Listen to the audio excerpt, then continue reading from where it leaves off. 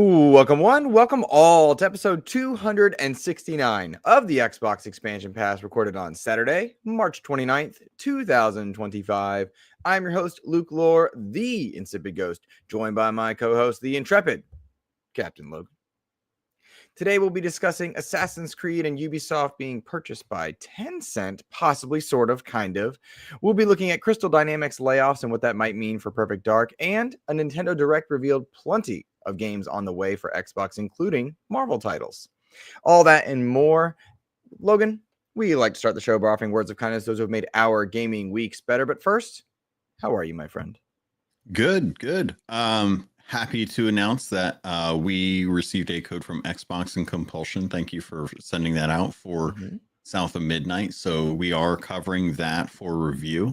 Won't be able to say anything other than that until I believe it's April 3rd when the embargo lifts for that. So yeah, just been jumping into that and crunching in on getting that review worked on. There you go. I love that. I want to say thank you to our community.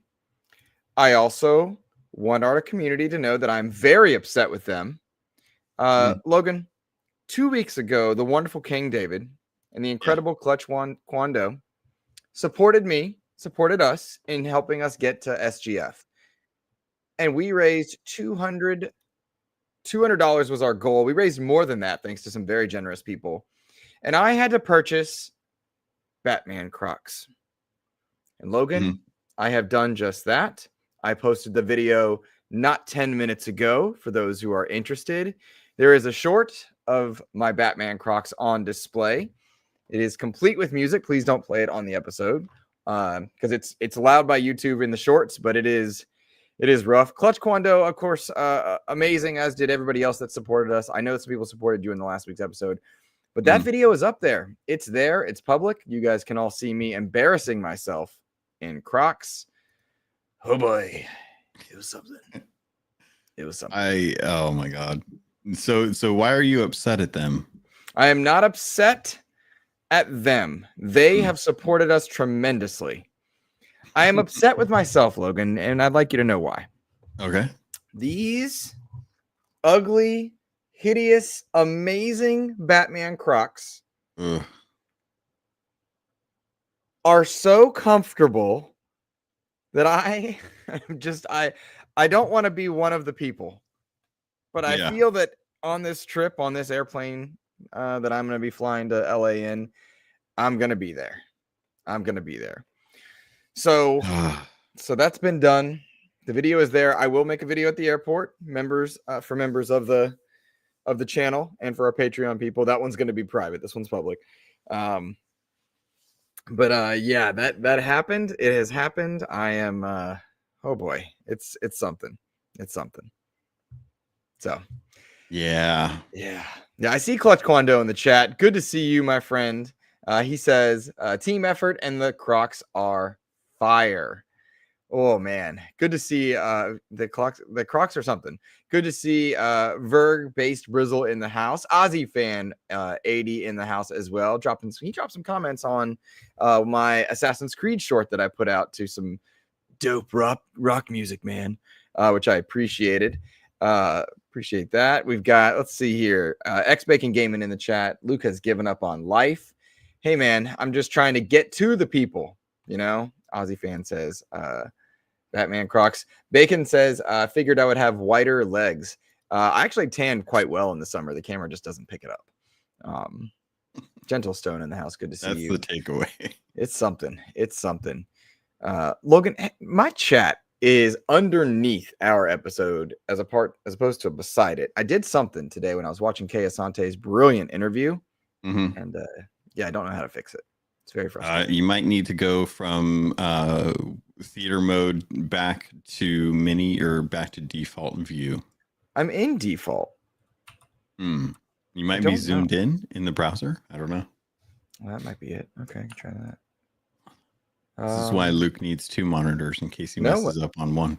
When I'm at 100%, it doesn't. When I bring it to 90%, I can see it. All right. Anyway, my friend. Yes. Somebody asked. The next goal is pineapple pizza. If we get to 200, I will eat pineapple pizza. So that is a thing. But I just feel like Logan, like you got to contribute here. Like, what are you doing with your life? What's happening? I already did the Crocs. The Crocs are my contribution. I am going to reluctantly. I haven't even bought them because I don't even want them in the house right now. So I will get Crocs, and I will Crocs like later on, closer to SGF, and then I will wear them to the airport and on the plane. And then they will sit in the suitcase for the rest of the time. And then, there's a good chance you enjoy wearing them. I mean, that's the problem is, I don't understand why you can make something so comfortable and yet so hideous. I don't know, man. The Batman ones are cool. I feel like you could cool. Make something look decent if you're going to be making slippers. Like they already make decent looking slippers. I don't understand why they got to make Crocs look like they're, like some sort of plastic molded Danish clog that was used to strain fruit or something. They're so hideous. There's something, man. There's something. Oh man. Well, people putting little knickknacks on them. I don't even know what they're called. The little knickknacks on them are just a way to try and cover up how disgusting these things look. What are they called? Charms. I think they're called charms. Charms are what go on your bracelet. These are not charming. Well, I'll tell you this, my friend. I'm going to be, I will wear them for my students at some point, but right now it's so polleny outside. I'm not turning my brand new pristine Crocs yellow. So at some point, but they're not going to know it's going to turn into a sneakerhead for Crocs. Ugh, no. I just feel like in a box. I just feel like I owe them that. Gibbets, says the nerd chat. I thought they were charms. Gibbets? Gibbets. I don't know, weird. Man. So it's in really popular anime conventions, people selling like anime inspired gibbets and video game inspired gibbets. And I'm like, no, why?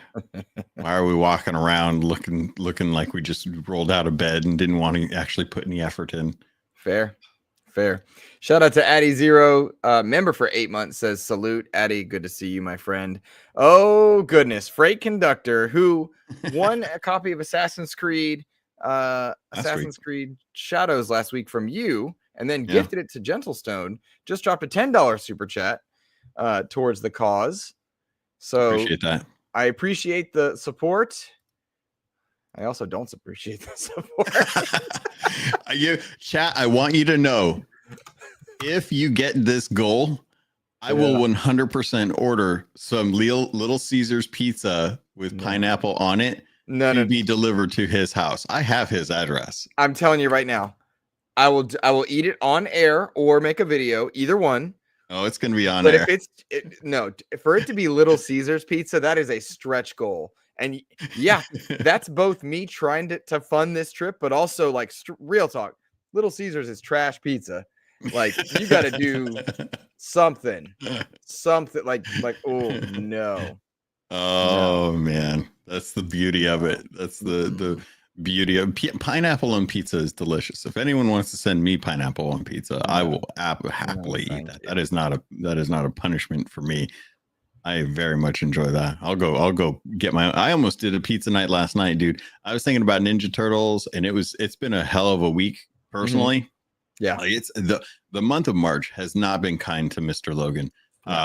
So I was very much like living in my feels this week. So I almost jumped into pizza, beer, and the Ninja Turtle movie, the original Ninja Turtle movie last night. Like it was almost like I need to go get some Pizza Hut. Yeah. And just like regress. I will say my words of kindness this week go to both our community and to my wife. Two separate things. Our community, of course, we're fundraising. People have been supportive. Freight Conductor been amazing. Clutch Quando and everybody else has supported. I know Nissa did. Just a lot of people have been just so kind, right? And my wife and I went to a Hurricanes game last night to celebrate. We've been together for 10 years. So that was our anniversary thing. Yeah. Logan, I ate so much food. I am paying for it today. Right. Oh man, I had a Buffalo Brothers pizza and I love their pizza.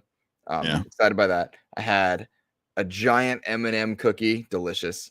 I Mm. had a prime rib sandwich from like this specialty Ooh. place in the stadium that they do, delicious. And then I had a 2-scoop soft serve hand dipped into chocolate chips ice cream cone. Oh, That was nice. amazing. And like it was so worth it. Bean says I'm Sigma. You're Sigma.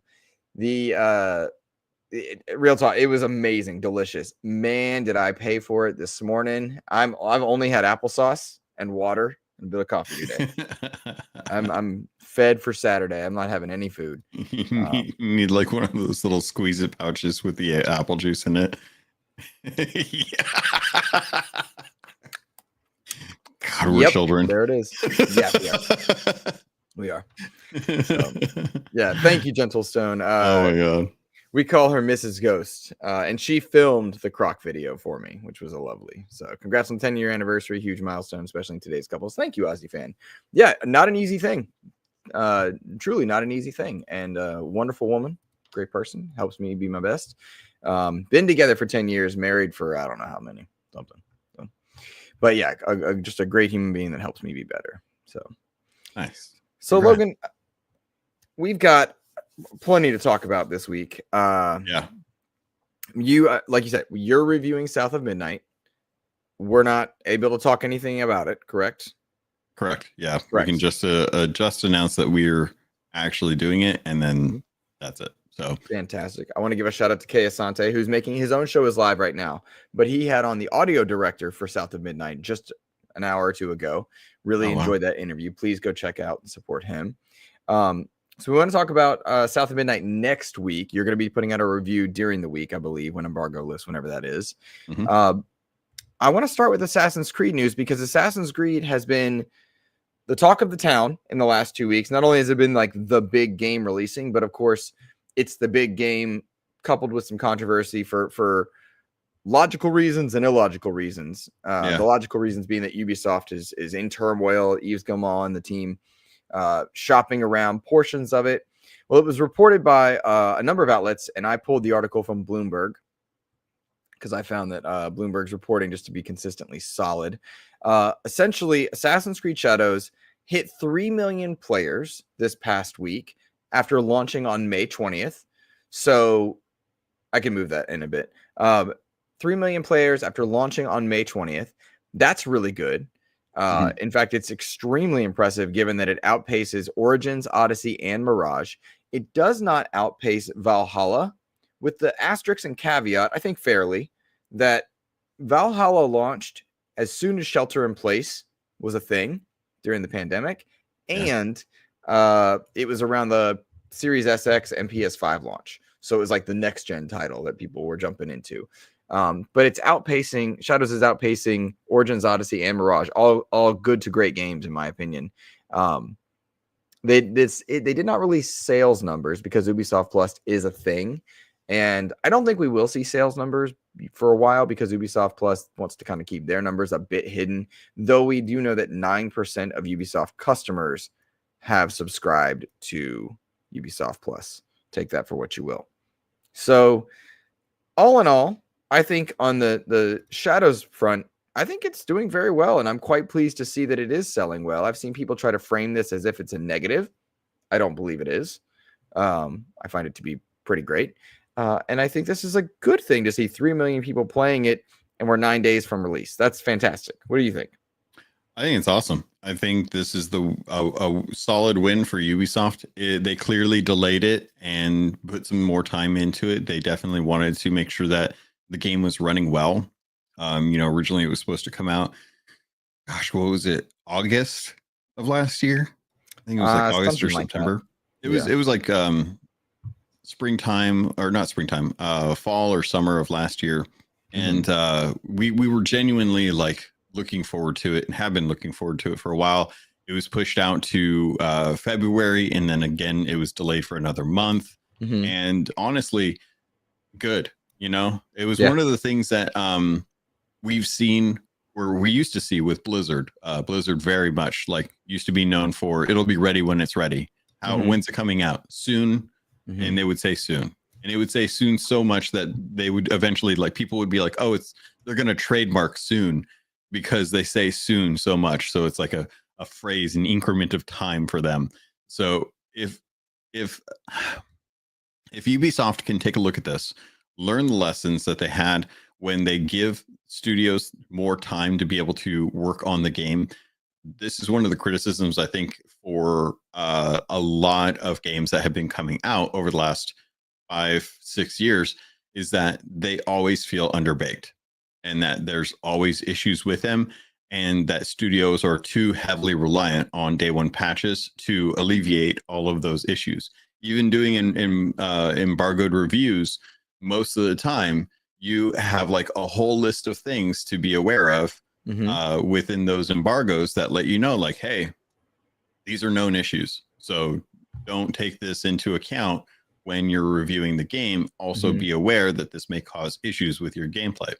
And unfortunately, since 2018, this has just been the norm.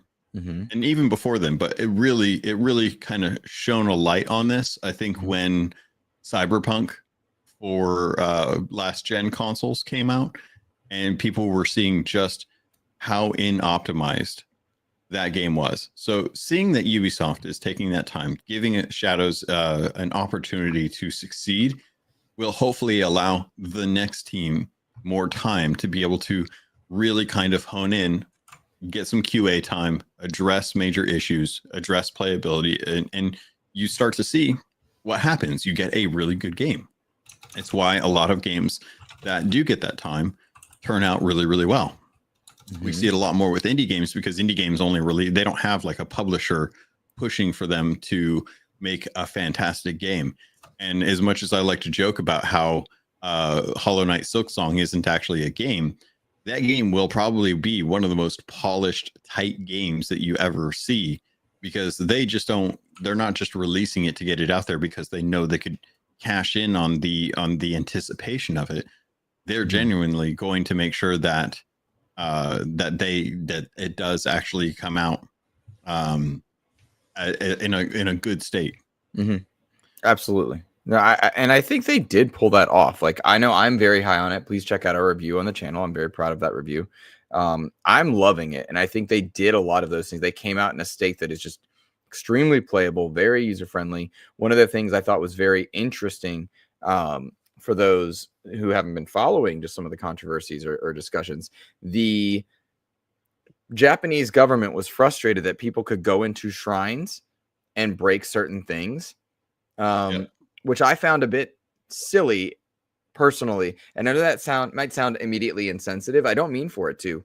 I think it's silly because we have so many games across the entire world that destroy cities, destroy objects, that paint certain factions and people and entities and countries as villains.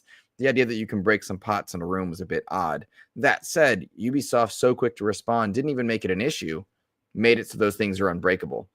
Yeah. The irony of this is that the whole point of Valhalla is to pillage Christian objects throughout that area of the world. In Odyssey, you're going out and slaughtering people across Greece. You're pillaging and going through temples and dungeons and pyramids in Egypt. It's always one of those like things. It's like, all right, are we being too sensitive? Are we not? But I loved that Ubisoft responded quickly and it became a non-issue. What has been the issue, though, is that Ubisoft has been shopping themselves around. They've been shopping themselves around for this destitute state. And they shop themselves to EA, to Microsoft, to other big people. And it came out this past week, thanks to some reporting from a number of outlets. And again, I pulled Bloomberg's article that Ubisoft Entertainment shares have gone up 10% after it was stated that they're going to carve out a portion of their business, specifically a unit of Ubisoft, to showcase and sell Assassin's Creed, Far Cry, and Tom Clancy's Rainbow Six into its own thing. It'll be a subsidiary of roughly a $4 billion value, and Tencent acquired a 25% stake in that. That's a lot of numbers, but the big picture here is that they have kind of split their business, Ubisoft has, and Tencent picked up a good chunk of stake in Ubisoft. Tencent already owned a 10% stake in Ubisoft as it was. This caused Ubisoft shares to go up. pretty quickly, all things considered. And it looks like this is going to help Ubisoft maintain for a good while. I have thoughts on this one, but I want to open the floor to you since I've kind of been talking for a second.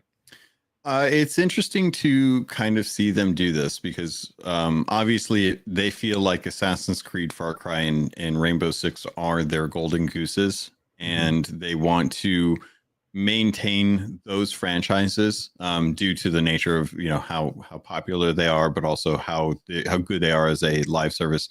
I'm thinking Rainbow Six as like they're coming out with I believe they're coming out with a sequel soon.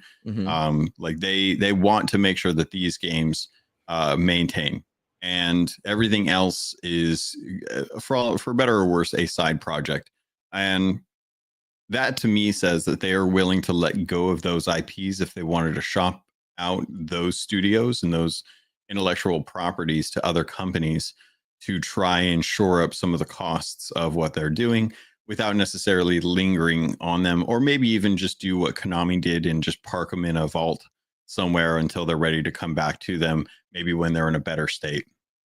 But as far as like Tencent getting another 10% or 25% stake in this new entity, it is concerning. You would hope that Tencent is just one of those angel investors that lets the studio do what they want and publish the games they want without influence. But as we've seen with corporations, anytime they are the ones dictating what happens when it comes to having like an invested stake, their influence is always apparent in some way or another, whether it comes in the form of design philosophy with we see it with like Warner Brothers and what they're trying to do with like Rocksteady's games. We just recently saw that Hogwarts Legacy's DLC plans had been scrapped, hopefully for the sake of like them actually doing a sequel. But they are trying to make money, and if Tencent comes in and says, hey, we don't like the way this game is being designed because it's misrepresenting X, or it is not taking into account Y, then we may start to see more censorship on a creative product or a design philosophy that appeals to more of an egregious monetary system, or just bloat in general, or just a lack of time in general. So those are always my concerns when it comes to these kind of things.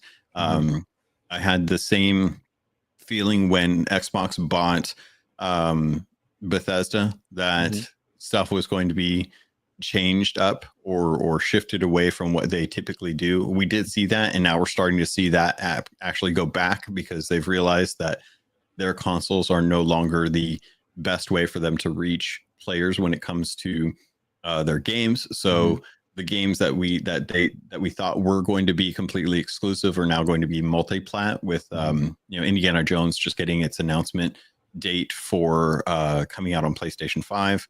So we're starting to see that if the companies that have the money start to hurt, they are going to do whatever changes they can and will do to ensure that they continue to make profit.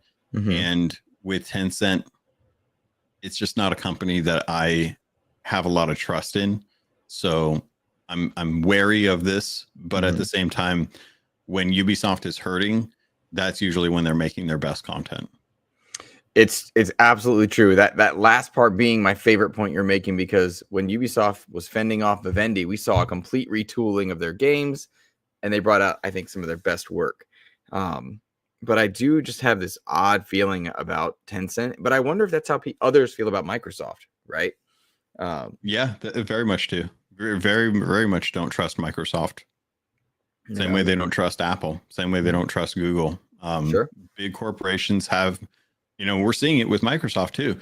Anyone that would have imagined that Microsoft would have not been a console manufacturer in the year 2028 or influence or, like shoving AI down our throats when it comes to like implementation within games and operating systems. We would not have done that. And had Xbox been in a better position, or had Xbox been able to like win in a console generation, we may not see these initiatives come out where they are pushing their content more and more places. So for better or for worse, the industry is shifting and changing, and we're seeing a lot of things happen as a result. But yeah, Ubisoft having to rely on Tencent to publish games, or to at least keep studios open, is concerning. But at the same time, I think that's more to do with just how many companies and publishers Tencent has investment in. And it doesn't feel like they have, it feels like they just want a little piece, a little, a seat at the table with all of these companies, just to say, like, this is our opinion. We own a portion of your company, so you should probably take our opinion into matter, or into a what am I thinking? Accommodation. Account. Thank you. Yeah. Yep. I got you. When that happens, so it's hard to know why this is happening, but it just doesn't feel. It doesn't feel like. I would much rather Ubisoft do their own thing if they're going to do their own thing. I would love it to be Ubisoft doing their own thing without Yves Guillemot or his family, because it just feels like they are consistently the common denominator amongst negative PR, negative things, negative reporting. Yeah. And so it's starting to feel, whereas like back in the Vivendi takeover days, I was like, go Guillemot, let's do this, save Ubisoft. The bloat, the frustration, the seeing, the attempt to capture every genre and then closing studios, everything from X Defiant to the way they handled Skull and Bones and a number of other things. It worries me. But I want to read a few comments from our community here. First of all, big shout out to Clint Coombs over there from Spreading the Nerd, saying $5 super chat. The only thing you can trust these days is the XEP community. You're a gentleman and a scholar. We appreciate you, my friend. Thank you for supporting us on the road to SGF. I lament you in the sense that I have to eat pineapple pizza when we get there. All right. Let's see. Comments that I wanted to spotlight here. First one, this one comes from Nerds and Other Legends. It's so weird, funny to me that Tencent would have control over Tom Clancy. I'm guessing we're not going to see Sam Fisher go after China anytime soon. Can't say I disagree, but I do wonder, right? I do wonder. This one comes from Freight Conductor, says, I bet Tencent were the only ones who would give them what they wanted. Microsoft or EA would have wanted to take IPs whole. That's a good logical point there. I can totally see a world where they would have, where Microsoft or EA would have been like, we want Tom Clancy, or we want Splinter Cell, we want this. I'd be anxious to see reporting on that for sure to confirm it, but I would tend to agree there. Let's see here. Clutch Kwando says, I think we'd probably see content going more places, but maybe not to the same extent. Games are only going to get more expensive to make. That's kind of a point that I want to touch on. I would love to continue to see more Avoweds, more South of Midnights, more projects that are in that smaller range, because I don't like that games continue to get more expensive, and it means more risk, thus more risk averse companies. Too big to fail should not be a thing in gaming. Not when we celebrate games, not when games go on sale so often, not when so many people want to enjoy video games. So. Yep. And I think with games rising in cost, people are continuously more adverse to doing it, as, for all intents and purposes, most people aren't getting paid more money than they were 5 years ago in the way that they should be. Like the scale is just not quite there. So hopefully something happens with the economy where costs are alleviated in some fashion, and that studios can produce. Honestly, maybe AI is the way that a lot of these studios cut corners, in cut corners in a good way, not cut corners in a quality way. But we're already seeing that they are doing this, and the quality is definitely the area that they are cutting. And it's a shame to see that they're wanting to use AI for art assets as opposed to developmental processes, that they want to try and use AI and stuff to save money on hiring an artist to do something to pump out content faster than they are to try and make a game quicker, or produce assets in game, like 3D assets or something like that. Like it's a shame, but unless they figure out how to make games cheaper, or to make more money on games in general, I have a feeling that the status quo will not shift. Yeah. I do want to read some corporate speak that Gilmore put out. Brace yourselves. Strap in here. Quote, "This is a foundational step in changing Ubisoft's operating model that will enable us to be both agile and ambitious." End quote. Sounds like corporate speak. Looks like corporate speak. Is corporate speak. I definitely hope, to your point, that they do reduce cost of games and get some of that down. So we'll see. I am curious. This deal is expected to close by the end of 2025, pardon me. And so we'll see that there. Big shout out to Addy Dotun, 20-pound super chat, road to SGF. You are awesome. Thank you so much. Getting closer to that pineapple pizza. I hate you guys. Thank you so much. Addy, I don't know if you were here, my friend, but I did put up the video for those that were interested, and it's the one of the Batman Crocs that's up on the channel now. So if you want to take 30 seconds to go watch that, there you go. They are hideous. They are hideous indeed. Oh man. Before we exit out of this the Ubisoft chat, we also did a giveaway on Patreon. And congratulations to Red Beast. Red Beast won that one. He's been a supporter for a long time, so it was really cool to see him. I know he and his kids listen in the car, so it was really cool to see that one. But really happy and thankful. That was our third. We were able to give away 3 copies, correct? 3? Yep, we did 3 copies of Assassin's Creed Shadows. Freight Conductor, Gentlestone, Red Beast. Yep. That's awesome. I hope you guys enjoyed as much as I did. Truly a joy that game is. The start's a little slow, but man, it just came alive, and it is on my personal game of the year list. Truth be told. Interesting that you feel that way, because I actually felt like the start out was really good, and I've actually been not wanting to go into Yasuke's story because Naoe's is I'm so invested in Naoe's like revenge plotline. Really? Yeah. That is interesting. I haven't met Yasuke yet, and I'm like, I'm kind of okay with this. I'm kind of okay just running around and doing Naoe stuff for a while. I'm building my dojo. I got my blacksmith all upgraded to level 3 already. It's like I'm enjoying this world. Like give me more of this. I'll just go around being a ninja for the rest of the game. There you go. Just in case people are wondering, the bar that I have that's like toggling our 200 meter, it doesn't go below a certain point. So now it's at the point where it'll start going up when we do stuff. But we're at 35 out of 200 for the pineapple pizza, 18% road to SGF. So close to 25%. Yeah, we're getting there. But I'm that for that pizza to be Little Caesars, that's a whole different thing. I will get to order it. I will have it delivered.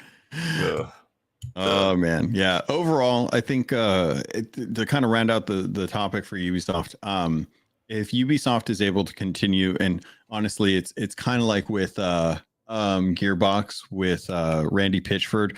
There are people in the industry that just need to step back, and I think that once they step back, new people can step into a role and hopefully better address the issues that are going on with that publisher, with those developers. Craig Duncan, former Rare head of studio for them, moved up into a new position, is now doing a lot more promotion for other games, especially ones that are coming out. So like South of Midnight, he's been retweeting a lot of stuff about that. But because of that, Joe Neat and another gentleman stepped up into the studio head role, which then opened up his position in as executive producer for Sea of Thieves, which is now being headed up by another gentleman who's been an executive or been a creative director, or not a creative director, a producer on the game for a while. And it has been a wake of changes, focusing on stability, proper delivery, better addressing of QA, and ensuring that things are staggered out so that quality is not sacrificed. And it's a refreshing take to see, in at least with Sea of Thieves, that I would like to see with like Ubisoft, where studios have more support, are given more time, and are able to actually like put out good content. Agree. I do want to shout out Freight Conductor saying that he's really enjoying Assassin's Creed Shadows. Says that he's stuck wandering around instead of following story missions. That'll happen, man. And that's my favorite thing is how much time do I have? Do I want to play out attacking one of those circular factions and going on a main mission, or do I just want to enjoy and go and maybe take down a castle or something like that? And that's been a blast for me. States also that Aussie fan rather states that Shadows is also on their Game of the Year list, as well as Stalker 2. Love that you're enjoying that. I love that you're enjoying that. My backlog, I actually did want to talk about this at some point, Logan, so I'm just going to jump ahead into our smaller topic real quick. I have definitely want to loop back. When I'm done with Shadows, I'm going to play South of Midnight when that comes out. You're reviewing that one from us, so I'm not playing that one right now. I'm going to snag that one when it hits standard Game Pass. And then I want to play Atomfall because I heard that it's 15 hours. And your coverage was that you were not as high on as other people, but hearing you talk, hearing other people talk, and then hearing that it's a 15-hour experience versus a 35, 40-hour. Yeah. Yes, I want to play Atomfall. And I haven't looped back to Sniper Elite Resistance. Oddly enough, both Rebellion games. But I want to finish those because they're shorter, low-stakes endeavors, whereas like Shadows is big. You know what I mean? That's big. Hey, look at that. Dang. Clutch Kwando given to the community here. A $10 super chat with a key for the South of Midnight Premium Edition. Look at that. If you are in the chat and you redeem that, please let us know so we can shout you out and let Clutch Kwando know that you are appreciative of that. That is amazing. Thank you so much. Enjoy that. Fantastic. XEP's got the best community, man. Yeah. Best community. If you're able to redeem that from the amazing Clutch Kwando, please do so. That's awesome. Do so. Thank you so much, man. Yeah, thank you sincerely. Because you're too generous and appreciated. All right. So let's see here. You wanted to talk about smaller games and jumping into those. Yeah. I did want to bounce off of that with Atomfall. Given my preview and the nature of the game, getting to start off in that game from the start really does help with the onboarding because there's very much a lot of things that I went into this game during the preview kind of making assumptions. Having played it for a little bit longer, I am happy to say that my experience is a lot better. I have been able to understand like the approach that they have with this game, because this game is very much not one where you, much like many other games, run around with your weapons out. Like a lot of us played Avowed. We just had our weapons out the whole time. Did you? I don't know if you ever. Which game is it? Tell me which game. I'm sorry, I was typing. I want to make sure I hear you. Atomfall. Atomfall. Okay, gotcha. Go ahead. Okay, so in Avowed, I just ran around with my pistols out the whole time. Nice. That was just it. I just ran around like it was like a guns akimbo the whole time, right? Okay. Very much Call of Duty aspect. And I would run around and I'd aim people and I'd talk to them, and there was never an issue. Atomfall is a different beast. There's very much like if you come at me with the gun, I'm going to take that as hostile and I'm going to attack you. If you put your gun away, we can talk. Bob Sacamano redeemed the code. Bob, you're awesome. Hey. You're awesome, and I hope you enjoy it. Yeah. Congrats. Fantastic. Yeah. So Atomfall, definitely a different breed of game that really does change up how you should approach an open world game. Looks good. I love the atmosphere of the game. I still have gripes in certain areas, but I will hold off on seeing like if those alleviate themselves given the progress in the game. But it's really hard to argue with how short the intended gameplay time frame is to finish, because I think that's one of those things that should be like embraced more, is just having shorter games to be able to enjoy. I think it's so funny. Like I like your comparison of Avowed, walking around guns and weapons out. You do that in Atomfall, it's a whole different story, right? Whole different story. I also like that, from what I understand in Atomfall, like it's a bit forgiving. You can join multiple factions.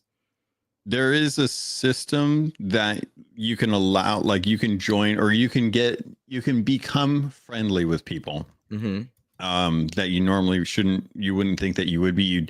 And you think that you just go, because oddly enough, I have not found anything in Atomfall that indicates that you have a reputation bar or indicator. It is purely through dialogue and what you do. And if you do it right, then you're good. But if you don't, then you're obviously going to have issues. And I'm very, it's because it's very much like a who'd you talk to and what'd you say kind of thing. It's not like what'd you do? Did you go complete this, kill 12 boars in Elwyn Forest? All right, you're in with the group. And as long as you don't kill anyone, you won't have to worry about seeing your little reputation bar go down. So very different type of beast of a game. And I'm surprised at just how hard it is, because they really did want to make this game feel as though you are not equipped to handle survival or combat or anything. So really, like the silver tongue is the thing that is your best weapon in this game. I'm gonna wreck everybody. You will not enjoy that because everyone will wreck you.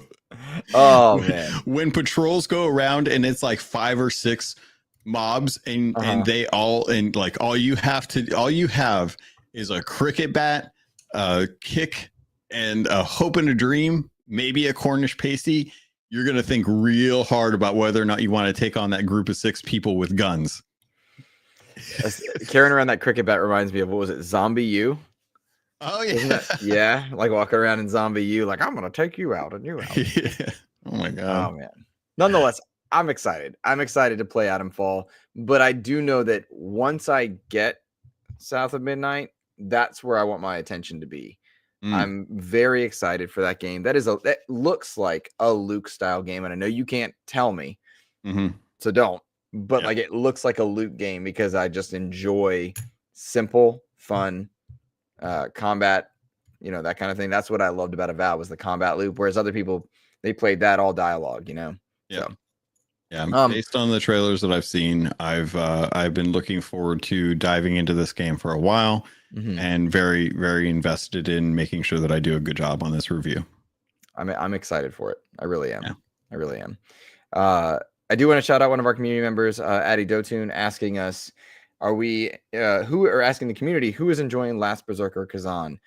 I don't have an interest in this one at the moment. This is a summer game for me because it's a Souls-like and it's meant to be very difficult. Those games are reserved for later in the year for me. Are you even going to touch this one, Logan? I don't know that I'll have time, but I do love the look and the approach that they have for it. It very much feels like a blend of Souls-like style of gameplay, but from a story of Berserk, which was a manga and an anime. But also, I don't know, it's just the guy from it reminds me of a couple characters that I've seen in like literature and fiction and games and shows and stuff. So the whole and Berserk and First Berserker, completely separate. Having him run around with different weapons helps kind of break it away from the Berserk series. But I don't know, dude, it looks metal. It looks metal in the same way that like Evil West looked metal and Gungrave looked metal. It's just one of those like First Blasphemous looked metal. Blasphemous? The first one. I haven't played the second one. Gotcha. But Blasphemous, those just look like super like heavy metal games. And I just appreciate that there are people out there doing those kind of games too, because it's when I go watch a Nintendo Direct and everything is bright colors and cell shaded and full of ooh, I'm just like, where's the metal? I need some metal in my life. Gotcha. Let's see here. I'd like us to loop back. Let's talk about this Nintendo Direct. Let's talk about this Nintendo Direct. This Nintendo Direct was Switch 1 focused, with the Switch 2 one. Is it next week, I believe? Yeah, April 2nd. April 2nd. Okay. So this particular Switch 1 Direct had roughly, I believe it was 11 games that are going to be coming to the Xbox ecosystem in one way or another. The first one, and the one that's very Luke, that is even on our thumbnail, I want to spotlight for a couple reasons. It's Marvel Cosmic Invasion. This is a 2D action beat 'em up in the vein of Shredder's Revenge for TMNT, designed by the people that made Shredder's Revenge and its DLC. That's Dotemu and Tribute Games. I'm thrilled by this for a couple reasons, Logan. One, obviously, you know I love superheroes. That's my jam. It's my favorite thing in the world. But for Dotemu, them, and Tribute Games, their quality in the beat 'em up genre is unrivaled. Is just unrivaled. Shredder's Revenge was the best, and they captivated the spirit of those old super popular TMNT games so well. I've had them on the show twice, actually, with different interviews. For them to be taking on the Marvel IP and to have a blend of X-Men, Spider-Man, Avengers characters all intermixing really showcases a couple things in my mind. First, Marvel is keen to the idea that they want to mix all their IP. Of course, you can look at the announcement for Avengers Doomsday having all the old X-Men back, as well as the Avengers, and more to come for sure. By the way, that's definitely gonna be a trilogy, not 2 movies. Come on. But seeing them all come back, good for Marvel. Seeing Spider-Man once again on Xbox, to me, is thrilling because it showed up in Marvel Rivals. That game's doing extremely well in terms of engagement and finances. It's there.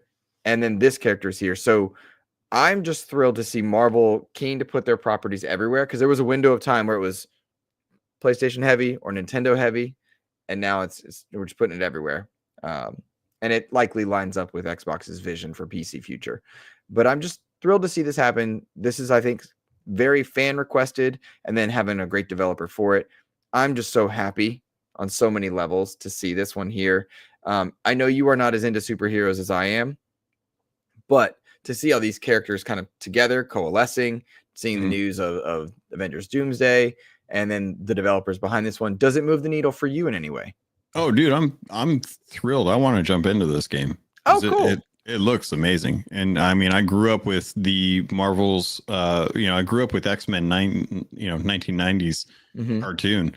That was my jam. I had the VHS for him and everything. I mean, nice. I've got a comic book box of Ghost Rider in my closet with all my gargoyles and Star Wars and, like all my Teenage Mutant Ninja Turtle comics and stuff. Like I've got like plenty of comics and stuff. This looks like it's straight out of Capcom versus, oh my gosh, Marvel versus Capcom. That's why I was struggling. I was like, why does that not sound right? So it looks like they grabbed a lot of like the design philosophy from those games to bring them in for this. I love beat 'em ups. I think they're a lot of fun. I think I played with my community. One of the first TMNT games that came out a few years ago. That was like one of the ones where it's just like, hey, it's like a 4-hour game. Just jump in, go through all the levels with 4 people and kind of beat them up and stuff. So seeing this, I was hesitant to believe that it would be coming to Xbox just because it was like a Marvel title. It had Spider-Man, and I'm like, okay, well, Ultimate Alliance 3 was always stuck on the Switch. What are the chances this is actually going to be multi-plat? And then they confirmed it was multi-plat, and I was like, oh, well, this is awesome. I'm so glad that we're able to get access to this as well too, because I feel like it's been a while since we've been able to have like some Marvel in the Xbox realm. So happy to see this. I think it's going to be flipping awesome. So really, really wanting to jump into this one as well too. It's a nice side effect of this future that seems to be exclusive-less, right? Where we don't have exclusives in nearly the level of perpetuity that we once did. This is a nice side effect, right? Like I am just happy to see this. I really hate when popular IP are locked on a brand. It doesn't matter what brand. I would have been devastated if Xbox scooped up Arkham and it was only on Xbox. That's not good, right? That character belongs to everybody. Those games belong to everybody. Same with Star Wars when it was just EA. It's like, I don't like that. I don't like that. So I'm happy to see that this is going to be going everywhere. I'm just so thrilled. It seems like this is a game people want because people love their beat 'em ups. They love their IP based beat 'em ups. The Power Rangers game did very well for Digital Eclipse. They had quick response on that one. Of course, Shredder's Revenge was kind of the icon. It's the peak of the genre here. And then like when you look at this one and you're putting up footage right now, I love it. Let me pull that overlay off real quick. When you look at like this is a tribute to no pun intended tribute games, like the old X-Men cabinet game, right? That came to Xbox 360 arcade at one point, to the old Avengers side-scrolling beat 'em ups that was Captain America and the Avengers in there, which is cool. To see Spider-Man and Venom in there, but then also Captain Marvel and Nova. What a unique bit to only have Storm and Wolverine. You have to think there's going to be more characters on the way. I'm just so happy because it just looks like such a cool title. And in a minute it'll get through this kind of cell shade, or not cell shade, this animation, and take us to gameplay, and it just looks so good. It just looks so good. I immediately reached out and said, hey, I want this. I want to interview them. I've had tribute games on XEP twice. You can find those interviews for Shredder's Revenge and Dimension Shell Shock, please, because this just looks awesome. It just looks awesome. I love it. There's been a couple studios out that have been solely focused on bringing IP-based beat 'em ups back into like the realm. And dude, to be perfectly honest, I miss the fact that that we don't have like arcade cabinets in like, you know, you have to go to like a Dave and Buster's or like a specific like arcade in a mall or something to even get access to arcades anymore. And, you know, we saw with like Halo, they brought in like their own shooter and stuff, but these are the type of games that I would have for kids to be able to go to and actually enjoy. Like I miss that era of gaming where gaming at its peak was found in arcade machines, because that's where most of the high quality games could be. You know, we had like Ataris and Nintendos at home. We didn't have super PCs, you know, $3,000 PCs to be able to showcase like the best ray tracing graphics and stuff like that. Like we had arcade units that were like the best looking games and stuff. So okay, so this is a wonderful segue, because while you were saying that, all I could think about was how excited I am that this is going to be available on something like the Steam Deck or that Xbox handheld, because it is coming to all these ecosystems. To me, this is a perfect game to play on a handheld. Yep. And I'm thrilled by that. So I want to use that segue of like, hey, this is the game I want to play on my handheld. I love Shredder's Revenge on my handheld. I love Power Rangers on my handheld. Switch 2 has a digital game sharing system that I do not understand, but I feel like you were helping our friends in the Nerd Chat and Seasoned Gaming understand it.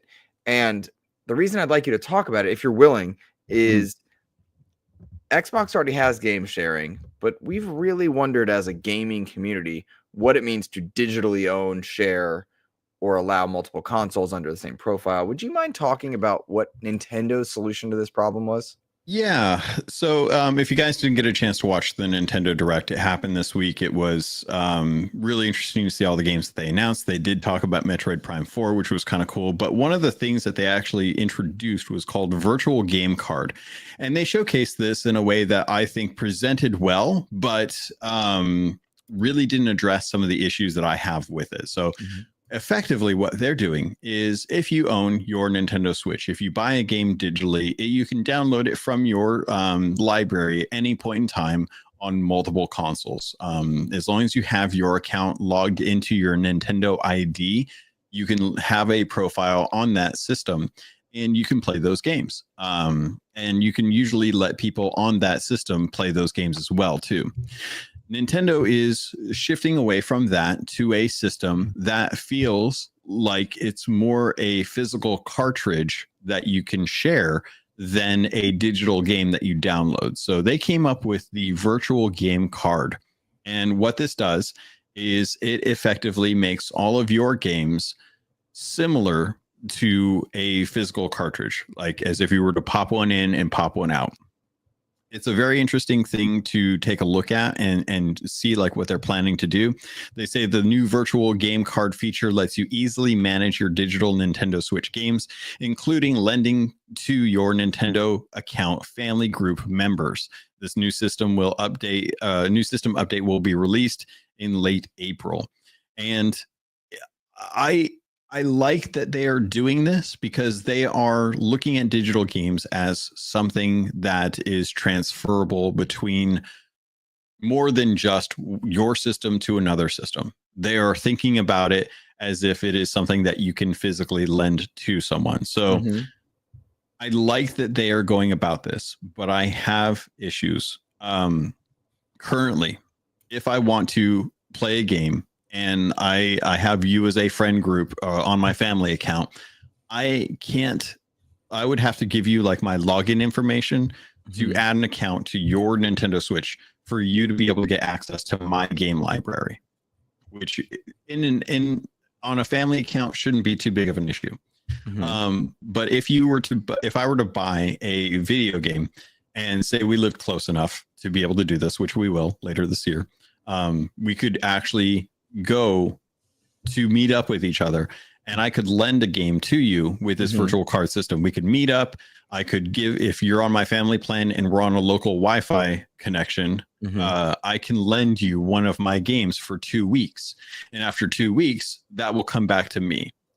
Okay, so let me simplify the thought process here to make sure I understand. Yeah. If I want to lend you a digital game in the Nintendo ecosystem, we got to be near each other. Yep. And it's a temporary borrow for 2 weeks, but we have to be near each other via the same internet connection, Wi-Fi network. Send it to you, 2-week license, then it reverts back. Yeah. So there's 2 ways to go about it. You can either load your virtual games from one system to another system that's paired. You can have 2 switches, and both will be paired. At which point, it's kind of like taking the expansion slot from one Xbox and plugging it into another. That's the closest I can equate to it for the virtual gaming system. You have to have an internet connection when loading or ejecting virtual card games or virtual game cards. And you are you're limited to 2 systems being linked up together. You have to have a local connection when you're linking them up for the first time. But when you're linking them up for the first time, that's it. They just have to be locally there.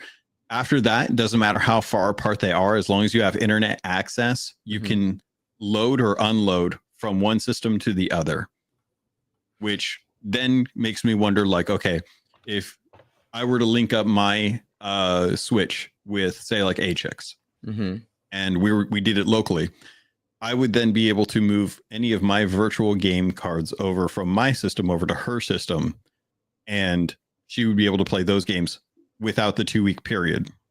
Now, if me, Joseph... You have already lost me, by the way. This sounds absurdly complex. I am listening. Yeah. It's interesting, man. Think of it like a physical cartridge.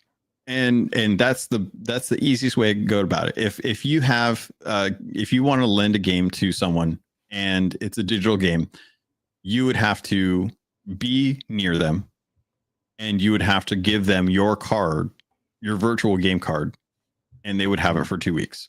Okay. That's the. So I can't play it if I've lent it to you. No, you cannot play that game. You can only play the games that you have on your system. So that's one of the issues that I have with this, is that they are removing the opportunity for you to play a game if someone else.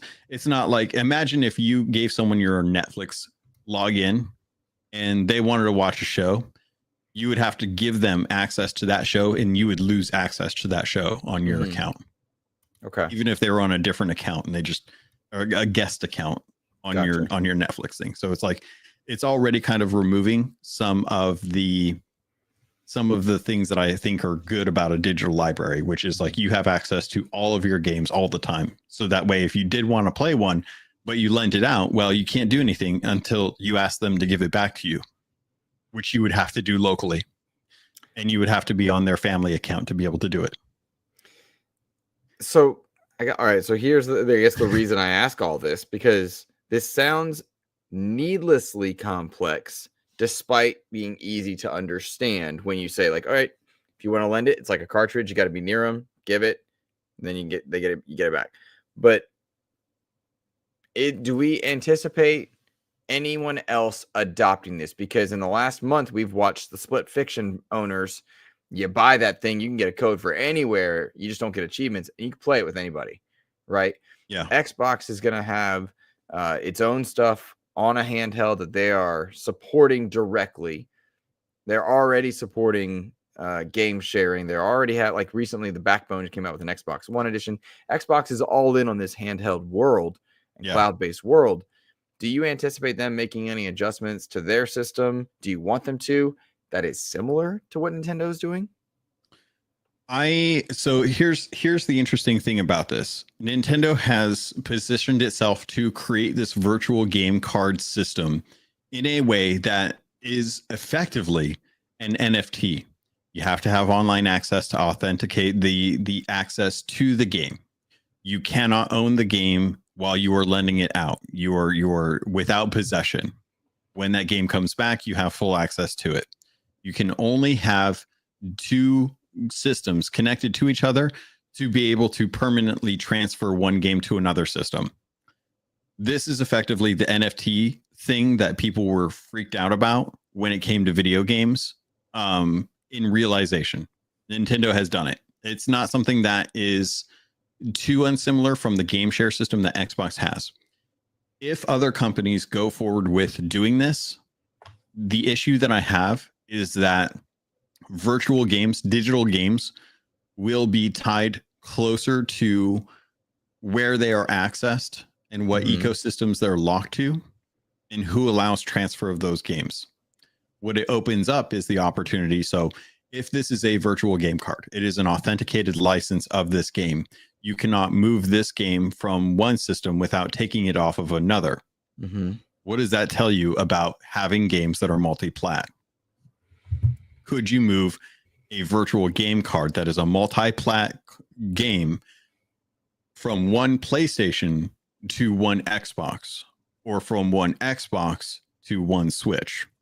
I think my eyes have glazed over at this point. It's just, oh man. The other thing that it opens up is if you have a digital game that can be removed permanently from your access, legislation would have to come in to enforce this.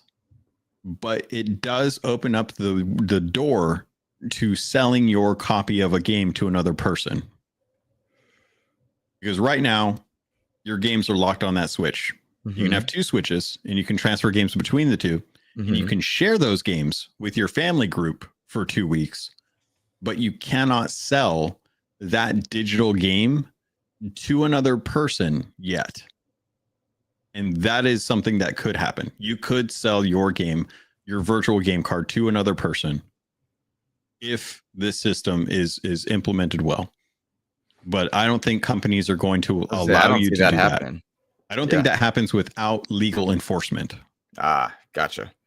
Well, there's one thing I know about the legal system. It's doing great. Well, the EU has managed to shove Apple away from Lightning cable over to USB-C, which was a protocol that they helped invent. Good point.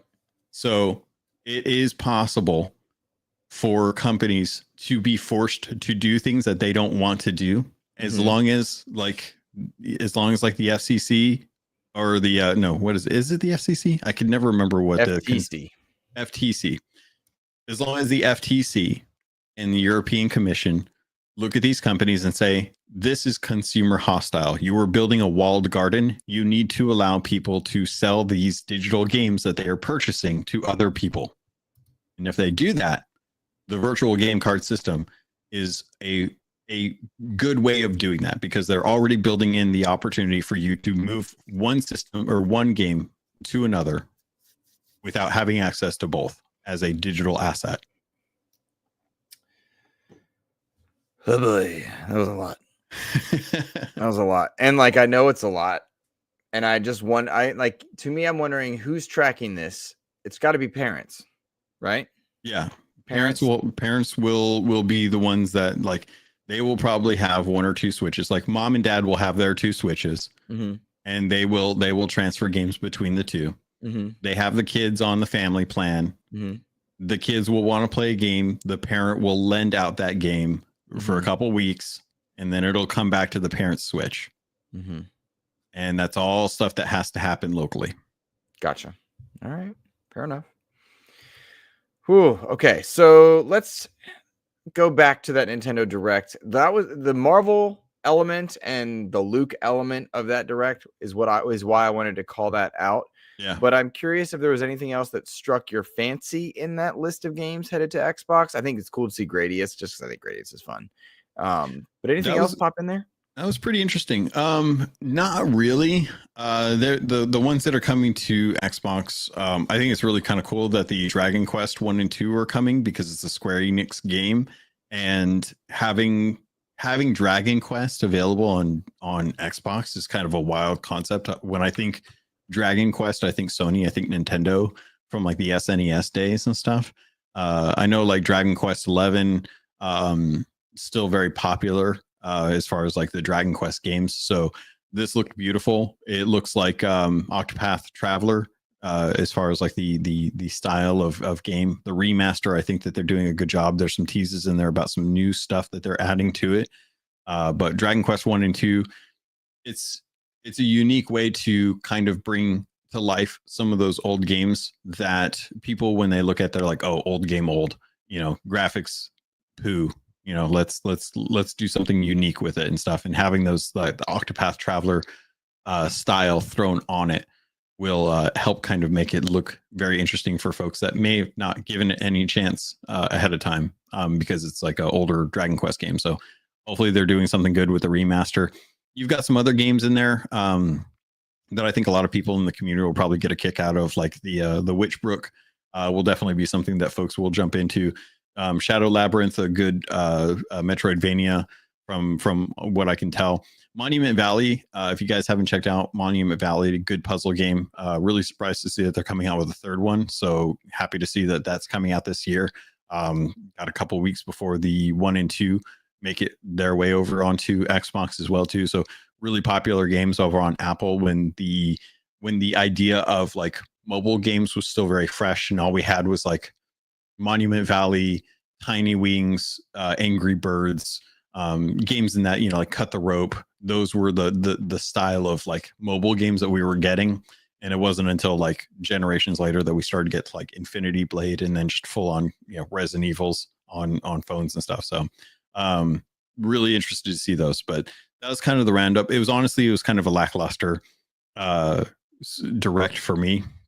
The interesting thing came out where it was Metroid Prime 4 Marvel Comic Invasion, and then this whole kind of NFT concept of virtual games and transferring between systems, and how this is actually feeling like it's going to be more restrictive than beneficial to Nintendo Switch owners. But that's a whole discussion, whole podcast just in that.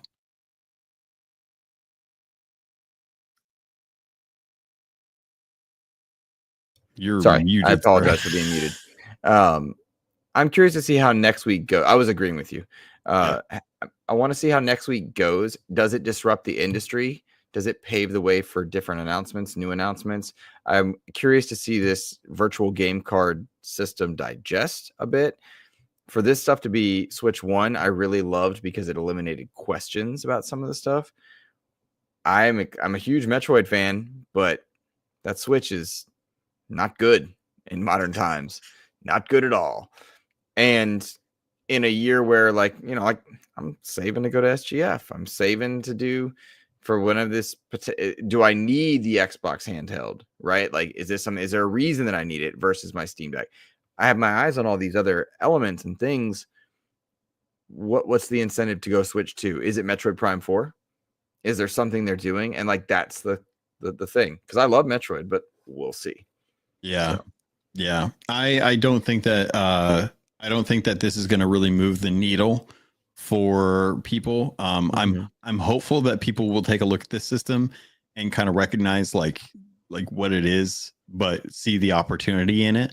I would love to sit down and have a interview with Phil Spencer about it to address like where the industry could move forward if they decided they wanted to go with this as well too. Because I think that if anyone was going to allow you to sell a game and then use that game sale as like a way to earn some sort of like money just through digital transactions.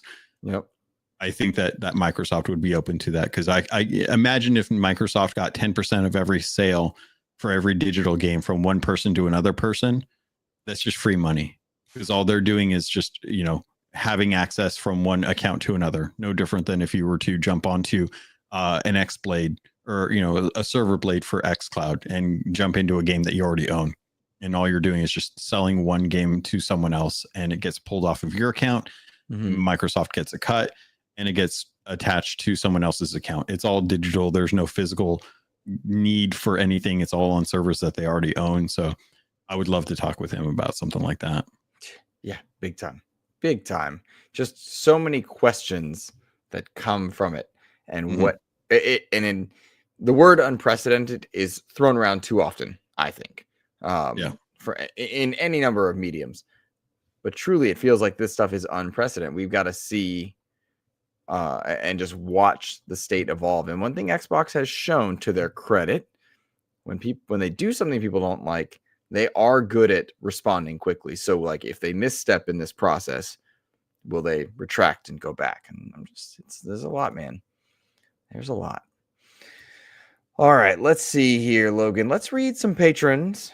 Let's give them a shout out real quick, and then get into our next news topic, which has to do with that same handheld and PlayStation potentially blocking things from getting there. Oh my God. Let's see here. I'm gonna do. Is it my turn to read? I guess it is, because you did it last week. Yes, it is. Okay. All right. Thank you to those of you who have gone to patreon.com/Xbox Expansion Pass, supported us over there at tiers 1, 2, and 3. We like to read our tier 2 and 3 shout outs because, like everybody that's supporting over on YouTube, you are also getting us to the Summer Game Fest and Xbox showcases. Let's see here. Shout outs to Omen, Jesse Prius, Fado, Aaron G, Nick Bentley, The Scarecrow, Ken Rosing, Fabian Winkler, Regis Stella the Brony Pirate, Rob Frawley II, Tao Zochi, Nicholas Johnson, Randall Thor 19, Hafrican, Game Positive, Jampack Sam, Rick Davis, Matt Valdez, Red Beast, Dano 12, DJ Hero, Brendan Myers, aka The Winter Gamer, the Lord Sir Master James Suddy, and Sony's VP of Marketing, Kevin Butler. Thank you guys for supporting us over at patreon.com/Xbox Expansion Pass. If you are supporting us here on YouTube, we appreciate you as well. Thank you guys so much. Logan, we have talked about that fabled Xbox handheld that's coming at some point. We get an OEM version this year, we think. Maybe we thought we would hear about it at GDC more. We didn't. But regardless, Sony has rough. What's that? Sorry, I just saw Matt Valdez coming in strong with a $200 super chat support for SGF and Logan's legislation. Shout out to the awesome dudes at the Nerd Chat as well. Subscribe. Thank you guys so much. Oh my gosh. You guys just managed to get Luke Lore to find out what pineapple on pizza tastes like. I think that's pretty awesome. Oh my goodness. Wow. Matt Valdez. Oh man, Matt, thank you so much. I can't wait for this. I almost want to order it right now, but we're already pretty late in the episode, so I guess that's going to have to be a next week thing, huh? Well, oh my gosh. Oh, I can't wait. I cannot wait. Pineapple on pizza is so good. I can't wait for you to just like, it's going to be sweet and it's going to be succulent and like.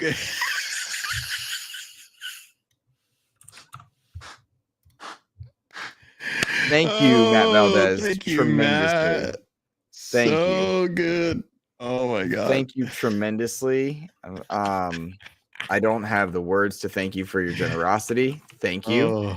Yes, there will be. So, like, Logan, we got to talk because I need to make this a video, right? Got to do right by the people. Yeah, we got to order it for next week for the beginning of the show. So you want me to do it live, or do you want me to do like a video of it? I think Matt gets to pick. Truly, I can do it live. I'll do it live, or I will make a YouTube short of it, the way I did the Batman Crocs. I don't mind either way. I feel like we got to see this live, everyone. It's Matt's call.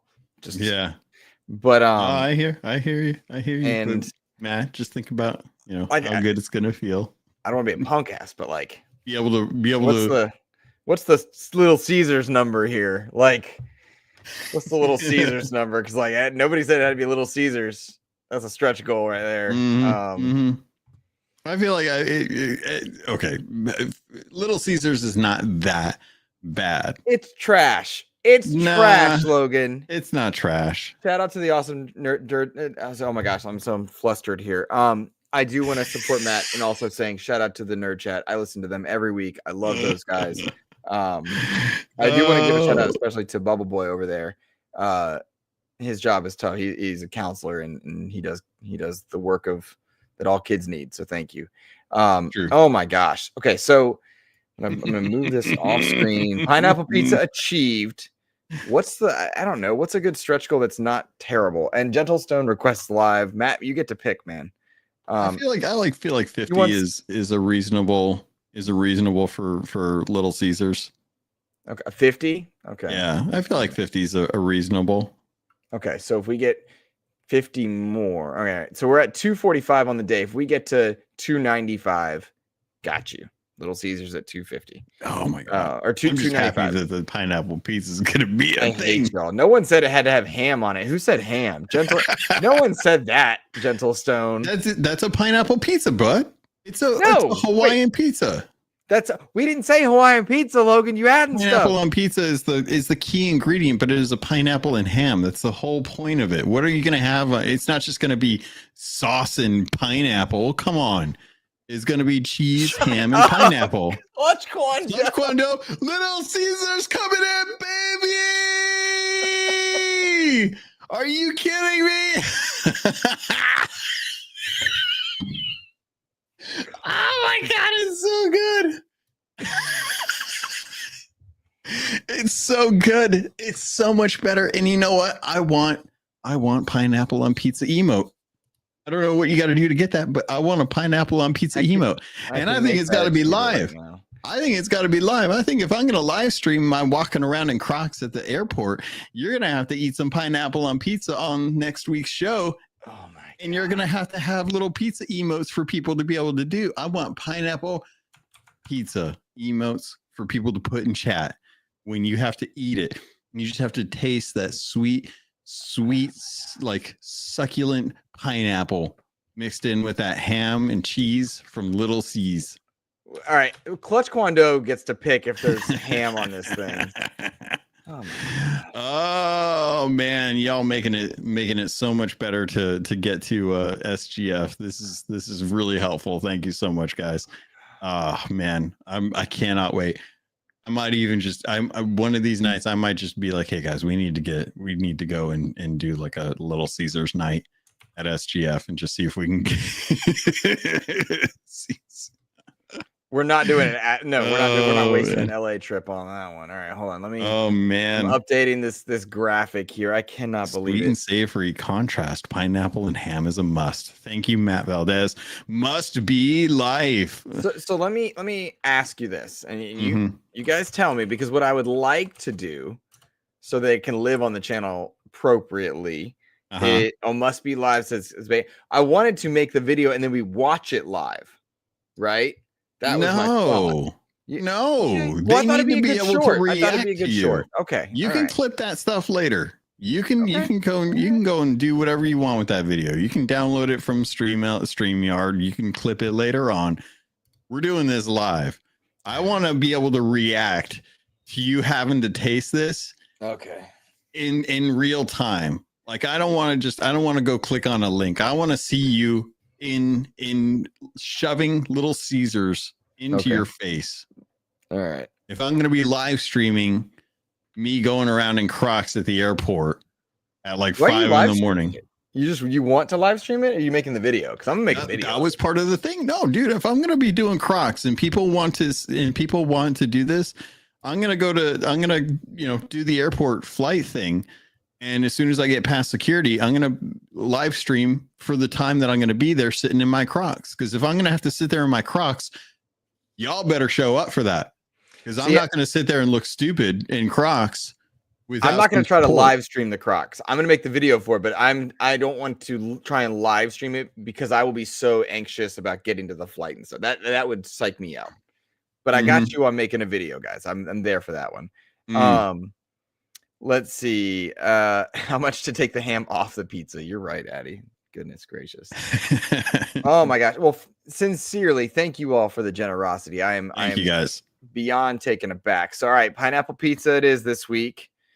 Pineapple pizza it is this week because you guys have sincerely helped get us there. We're so good. Progressing remarkably here towards our goal of 2.5K, which Next. just so I do want to say, just for anybody, sent you your chunk. I already took care of that. We sent you your portion to help you out also. Thank you so much, by the way. But no, it's the community that did it. The community support. Yeah, I know, but you took care of me first, and I appreciate that. Community support has already taken care of my costs going into SGF. My bills are paid. Thank you guys so much for that. I took care of the flight with points. The hotel was all you guys. So I will be live stream. I will try to live stream as much as I can. I'll try and do like little vignettes and stuff like as I'm like at the hotel getting ready, stuff like that. I will try to do as much live as I can for you all.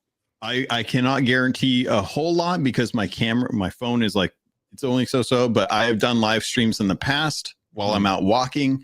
I will try to do live as much as I can to help kind of give you guys an experience. So as I'm going about walking around, I'll have my battery packs. I'll have my phone. I got a little tripod with me. I will try to give you guys as much experience as I'm allowed to while I'm at SGF, because I know you guys are excited about this as well too. Yep. And truly, we're going to do our best to make you guys content from play days, stuff that's allowed, right? Because we'll be at SGF play days. Fingers crossed, if Xbox does a conference, we can get into that one. But yeah, we want to make content and support you guys as well. So thank you guys, man. I'm emotionally uplifted, heartwarmed, grateful. Goodness, I'm terrified at this pineapple pizza from Little Caesars. But yes, and I need to make emotes for you guys, or like the membership emotes, right? Remember? Yeah. We need emotes in chat for pineapple pizza. Okay. That is a must. Like, we're going to need that. Okay, I can do that. I want a wall of pineapple pizza on the chat with that first sweet and savory bite. I cannot believe this. This is wild. Oh man, I can't wait. Chat, start thinking of some stuff to get Logan on board, or I don't know what the next thing is, because the next thing is, I don't know. There's not. I'm not a fan of boba. I'm not a fan of tapioca. I'm not like you're supposed to be a fan. That's the whole point. No, I'm saying like those are the things that I would not want to do. I don't really have like any other. I can't think of any other thing. I got you. Okay. Yeah. Okay. There's other stuff that I can think of, but the cost investment for those would be counterintuitive to the point of like us trying to fundraise for SGF. So it's like I will happily toss down some cash to have a Little Caesars pineapple pizza delivered to Luke Lohr's. Don't go there. I 5 minutes. I can go get it, or I can have it. Like that's money we don't need to spend. That would be reductive to the point of fundraising. Yeah. But no, I'll take care of the pizza portion because you paid. I got that part. I'll take care of the funding on that one. All right, let me real quick answer Yazd Baz's question. Then we'll move on to our next topic here. Luke Lohr, circling back to the Marvel topic, it would be nice if we got a collection of old NES, Sega Genesis, Super Nintendo, Marvel games like Mutant Apocalypse. Okay, he actually is doing a great job bringing me back to something I meant to talk about. So we got Shredder's Revenge in the same year that we got the Cowabunga collection from Digital Eclipse. Now, I've interviewed both companies, Dotemu Tribute and Digital Eclipse, many times. They've been on the show many times because I love their stuff, and that's it's my show. So, and in talking to both, what I learned was that neither Digital Eclipse nor Dotemu Tribute knew that the other was making a Ninja Turtles thing, but they both benefited from each other. When Digital Eclipse was out to make the Power Rangers game that came out, it started as a project where they were trying to bring the old Power Rangers games from Sega Genesis and Super Nintendo forward, but they were stopped by licensing issues. So we got Rita's Rewind. But both companies saw benefit, as did the TMNT rights holders and the Power Rangers rights holders, of bringing these projects forward. Take a look at Marvel, who has learned and realized that making certain brands exclusive is not benefiting them. Thus you have Marvel Rivals and now this game being more public. It is very likely that the conversation you're talking about, cough, cough, hint, hint, has already happened and either failed or is still in discussion. But somebody is trying to figure it out. The problem is it's got connections to entities that no longer have rights on certain elements because those older games were tied to companies that made them that may not still be in like there. They may not even exist right now. So tracking down who owns what is difficult, but there is a slew of 2D beat 'em ups that are available to pick from if we can get rights to it. Look at the Marvel vs. Capcom 2 collection that finally arrived on Xbox not too long ago, but that included the 2D Punisher beat 'em up. So yes, to your point, it is a conversation. I know it's a conversation. There's my non-leak of the week. I feel like every week we tell people stuff we know, Logan, but like nobody cares. That's a little bit. I know that's a conversation that's happened. I don't know what the result of that was, but you can rest assured comfortably that someone has looked at that compilation and either chosen to make Cosmic Invasion because it's easier than trying to unleash the old games. Even the X-Men cabinet arcade game that was on Xbox Live Arcade back in the day, difficulty there. But Marvel has done a very good job to bring things together so that they can do these things.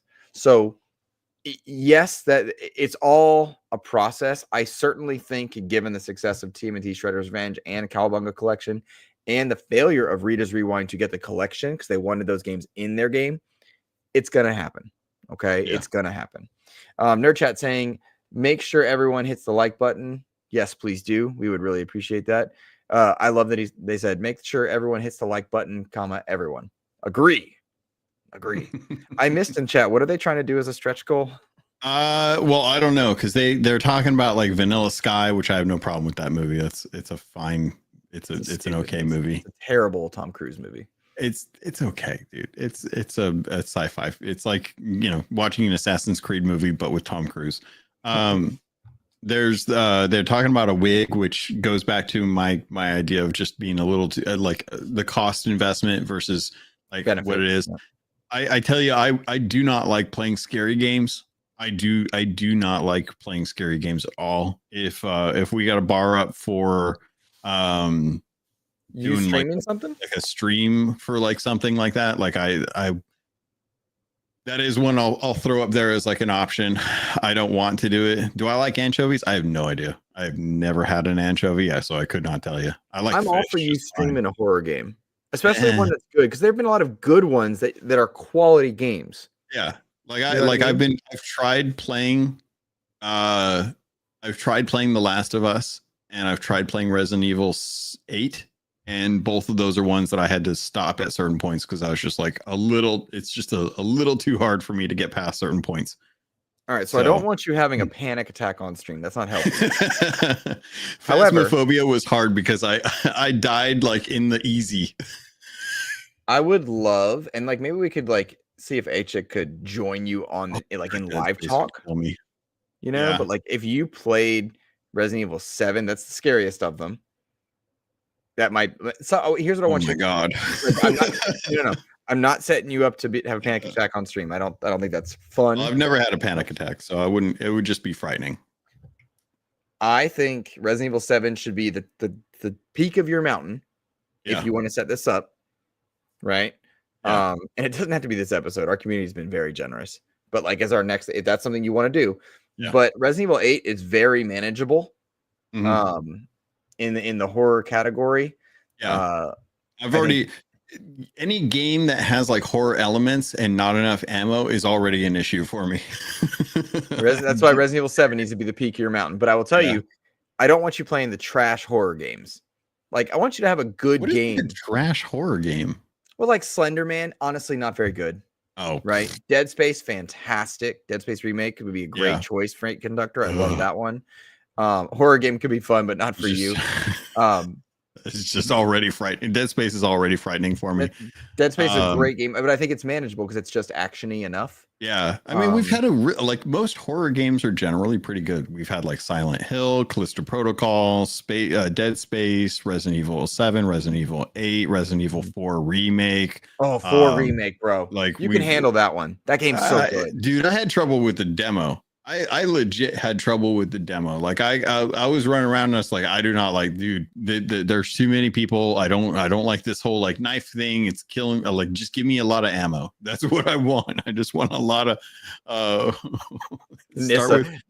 start with Piglet's Big Game. Yeah, that's the bottom of your like, and then we get you up to Resident Evil 7. I honestly like the idea of like you pick some games that you're there for. Yeah. And we fundraise you up to that number. That's a cool idea. But it's also, we're like, keep in mind too, we're going to be, I've got other content coming in. We're doing reviews and stuff like that. So it's got to be shorter experiences that can get streamed like during the day or like, like at a certain period of time. So we're not like having to make a huge schedule out of this. Right. It's a special thing to do like on a Saturday, Sunday kind of thing. So I'm going to ask our community to make suggestions. I already see good suggestions, but Logan, make a list of like 4 to 5 games that you're willing and tier them. How's that? Okay. I've already got some. So, and I'll take a look at Game Pass as well too, because Game Pass is the best value in gaming. So might as well take a look and see what they've got on there. Agree. Because there's a good chance that whatever's they've got like a ton of stuff that we can stream on there as well too. Yeah. Let's do that. And I don't want you. This should not be like, I'm not going to throw up eating the pineapple pizza, right? I'm not going to enjoy it. Yeah. But nobody's like destroyed. I don't want you destroyed. So yeah. I want you to enjoy the experience. Dead Space is available on Game Pass. So that's available there. That's a fun game that you're going to be able to play. And we will enjoy watching you freak out without losing it. Yeah. And that's something that I think we'd be able to do on this channel as well too. Like we can get it set up so that it'll stream to my Twitch as well as this, and very much in the same way that I do presentations, I should be able to do like a gameplay and stuff as well too. So we can work on that, get it scheduled up and stuff if we hit a goal like next week. Okay, so we'll set that up for next week's goal set. I don't want to do this today. Our community's been amazing this week. I don't want to overtax. Yeah. They've been completely generous. Hello, Sathi. It's good to see you. Sathi is saying they want a new Splinter Cell. Don't we all, my friend? But I think you're in for a good summer Game Fest, summer showcase from Xbox. So who knows? Maybe you see it. Maybe you don't. Callisto Protocol's on here as well too. God. Good game. Dead Space should be higher. Yeah. All right. Let's see here, Logan. We've gotten. Let's loop us back. All right. PlayStation. Handheld coming for Xbox at some point, handheld coming into Steam Deck. With the idea that if we have an OEM Xbox branded handheld, do you think it would make sense for PlayStation to block their some 30 some odd first party games that are on Steam? Valve says their rights thing says no, but GeForce found out yes, according to Jez Corden. You'd have to log into PSN.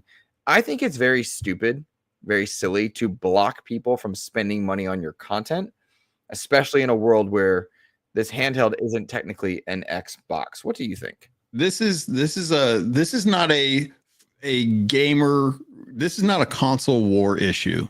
Mhm. This is a who's willing to put up the money for the license issue. So Valve says no because Valve is willing to pay Sony a percentage for every PlayStation licensed game that gets sold on their platform. GeForce probably doesn't want to pay that money. Okay. And it was proven when Blizzard pulled their games from GeForce Now, which is the GeForce thing. So it's GeForce Now streaming all of the games that you own, right? Blizzard's like, we're not getting a cut of this. You're not paying us to be able to have access to this streaming. We don't want our games to be accessible through GeForce Now. As far as I'm concerned, if Valve says no, it's a green light for Xbox Handheld because you're buying through Steam, you're playing through Steam, your logins are all through Steam, even if you have to authenticate your PlayStation account on Steam. It's no different than if Sony were to do it and have a portal and have access to the Steam content with Xbox games on there. I do not see this being a thing.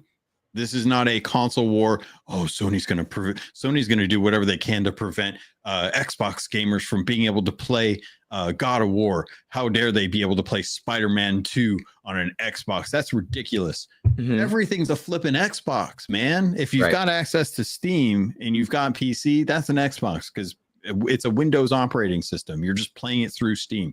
It's such a non-issue to me that I thought it was just console warring for the sake of console warring. I don't see Sony caring about this. I see Sony caring about money at the end of the day. Well, tie this into what you added into our notes. Xbox games on PlayStation sales data and why it's useful to put your games in more places. So there was a report that came out that said that Xbox games on PlayStation sales suggests that it's a very mixed picture.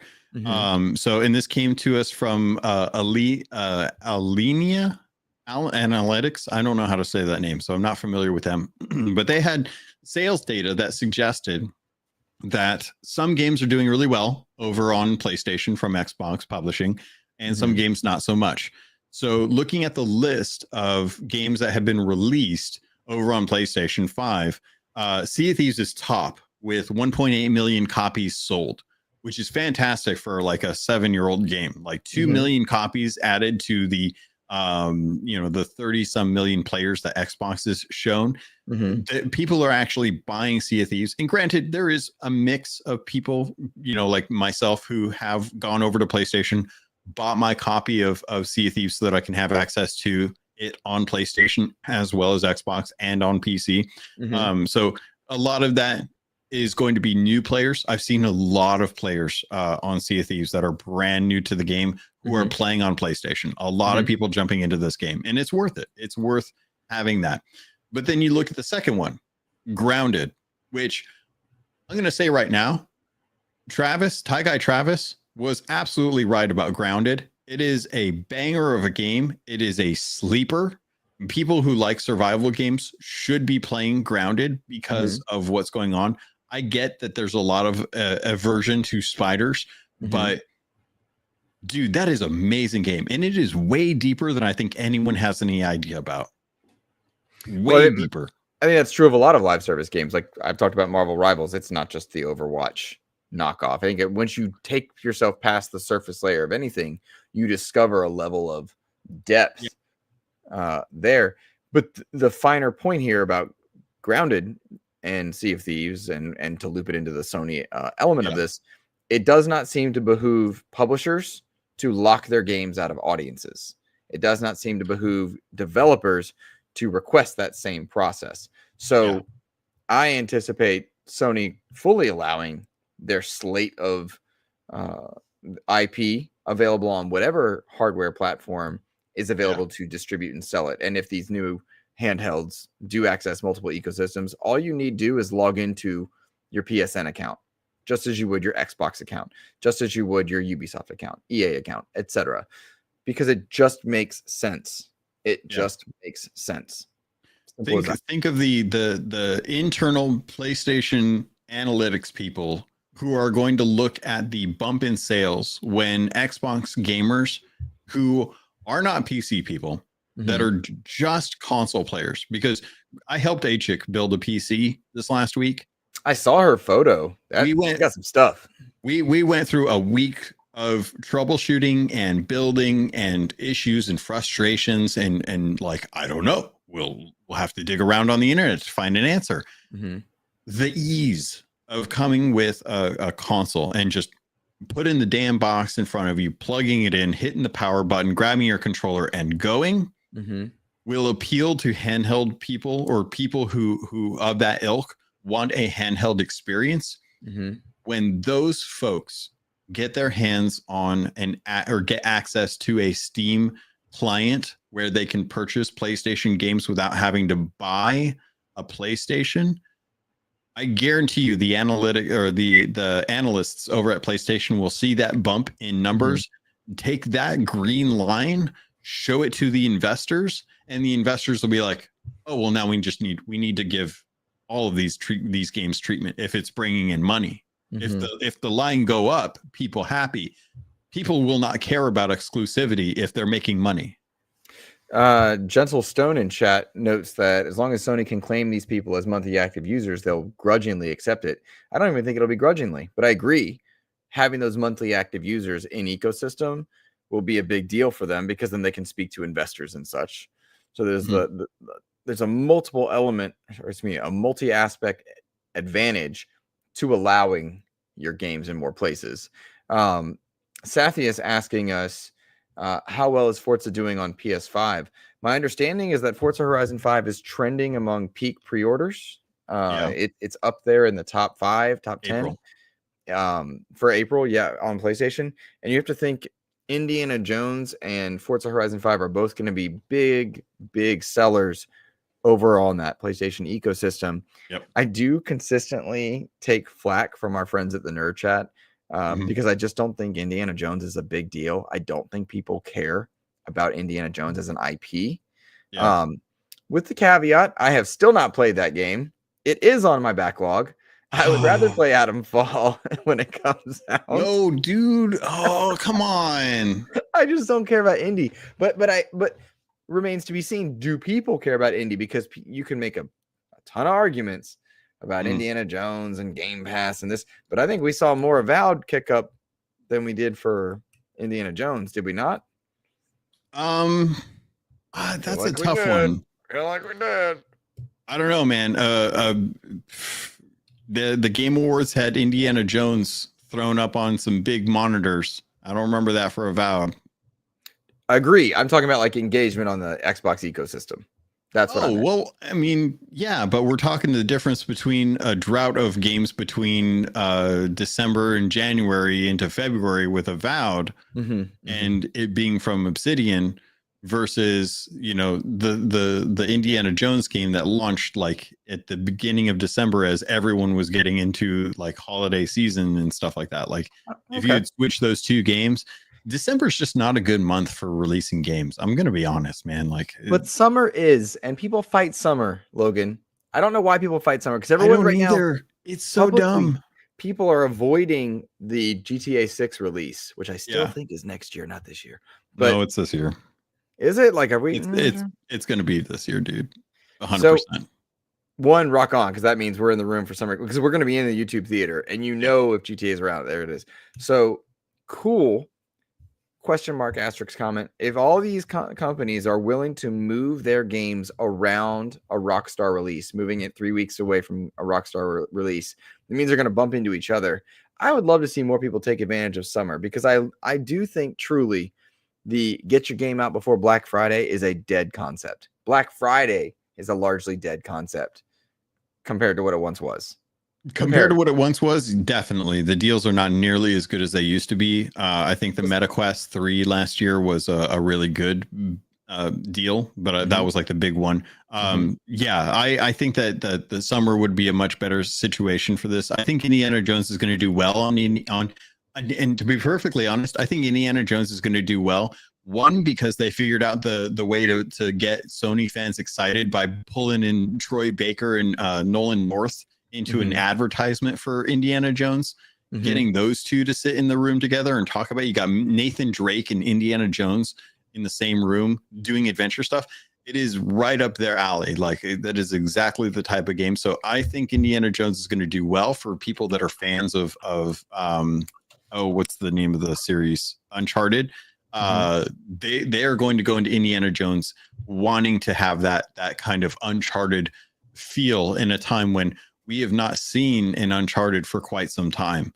Lost Legacy being the last installment in that, and it was like 2 years ago that we got the PS5 remasters for those. So fans of Uncharted are going to want to play Indiana Jones, and they're going to get a good experience out of that as well too. Forza Horizon 5, you're going to have a big bump in that because people are going to want to compare it to GT7, and that's not the type of game that it is.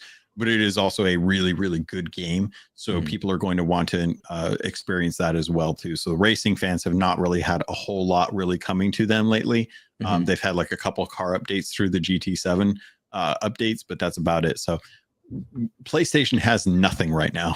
Like, I don't know what's even going on over there outside of multiplat. First party is like silent.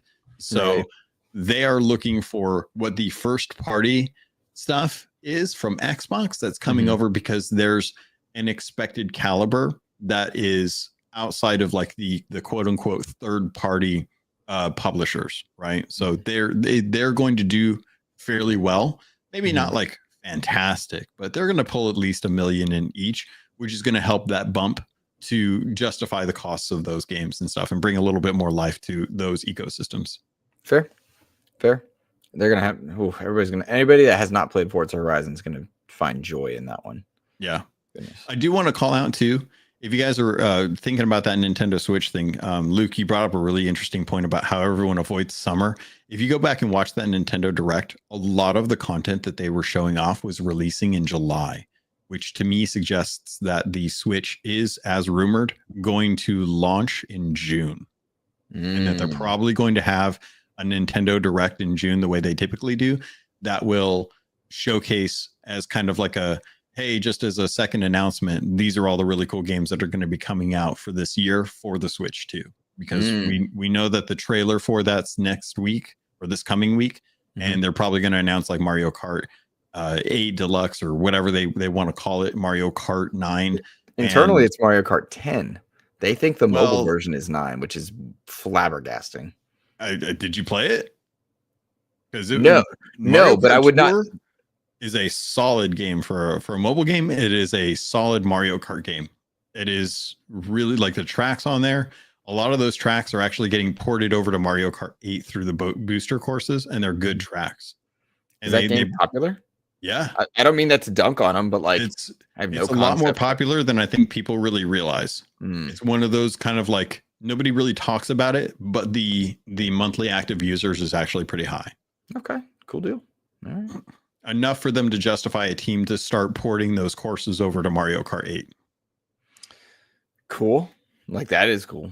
So, but yeah, summer, very interesting for Nintendo. A lot of the content that came out from there, coming up there. I imagine we will probably, just given the cadence of like what this first 2 quarters has been for Xbox, I expect summer and fall to be packed for Xbox as well too. I'm gonna go out on a limb. It's not much of a limb, but you're gonna find out about Halo on Switch 2. You're gonna find out about God of War on Switch 2, but maybe not the way you're thinking. Yeah, it's gonna be 2D, Logan. Is it gonna be 2D? It is. All right. Crystal Dynamics had some layoffs this past week that's relevant to the Xbox ecosystem on account of the fact that they are currently working on Perfect Dark as well as a new Tomb Raider game. They laid off 17 people, which is a reasonable chunk. The studio is roughly 300 or so. And I cannot remember what their relationship with the initiative is in its current state. I know that they are. The initiative is something, but long gone is the initiative being the Quad A experience statement or whatever it was. That was such a silly marketing beat, but long gone is that. However, in an article from PC Gamer that came out this past week, it says This morning, Crystal Dynamics made the difficult decision to reduce our workforce by 17 talented team members. We did not make this decision lightly. Ultimately, this step was necessary to better align with our current business needs and the studio's future success. It is not a reflection of the dedication or ability of those affected. We recognize how painful this outcome is for those impacted, and we are supporting them with the transition packages and opportunity outreach. Crystal Dynamics remains committed to pushing the boundaries of making great games. This change does not alter our current project plans. End quote. I am amused by this on the wording, rather, not the layoffs. The word layoffs suck, but the wording, pushing the boundaries. I don't know. I loved Avengers, but there were no boundaries pushed. And the Tomb Raider games have been incredible, but long quiet. It's definitely sad to see this. I liked that they called out a couple things in the statement that they talked about, how they have made sure to support them with transition packages and opportunity outreach. Too often, I feel like companies are willing to cut ties with developers that they have due to budget cuts and restructures. But severance packages are never quite as good as they need to be, given the industry at large right now. But the outreach attempts, if in earnest, are there, will hopefully allow these people to find new places. And I liked that they addressed that the layoffs themselves are not a reflection of the dedication or ability of those affected. I like that they're trying to say that, hey, this is purely just a numbers thing. We really didn't want to have to. We really didn't think that these people did something to be picked out or selected because of this, and that we are going to try and support them as best we can. That's all corporate speak, but it's one of those things that I would rather see that than nothing at all. You know, I would rather they call this out and say, like, hey, we are committing to trying to help these folks because we didn't want to do this. It's tough, man. I hope we are getting to the end of this consistent layoff conversation. I know that, and I don't want to talk about unions, truly, because then Dan from the nerd chat will pop in and be like, I don't like them, because you just get the feeling, you know. But I do appreciate that these layoffs just continuously kick, but I'm hoping that the 23-24 span of layoffs that happened in the past 2 years is starting to wind down as the industry contracts to a stable state. And those people are okay. £2 super chat from Rick Gaffney. Hey. Hi, you good-looking men. How are you both? We're doing great, man. Today has been a good podcast so far. We are getting pineapple pizza for Luke from Little Caesars next week. It's gonna be so good. I hate it so much. I can't wait. Nisa Howard dropping in with a super sticker. It's a 99-cent super sticker. How do those work? It's a cool little sticker. Oh, it's it's in chat, right? Okay, we can't put it on the stream right now. Okay, thank you guys. There you go. Look at you guys go. You're awesome. Appreciate it. Awesome. Yeah, we're doing well. It's been a good day. A good day.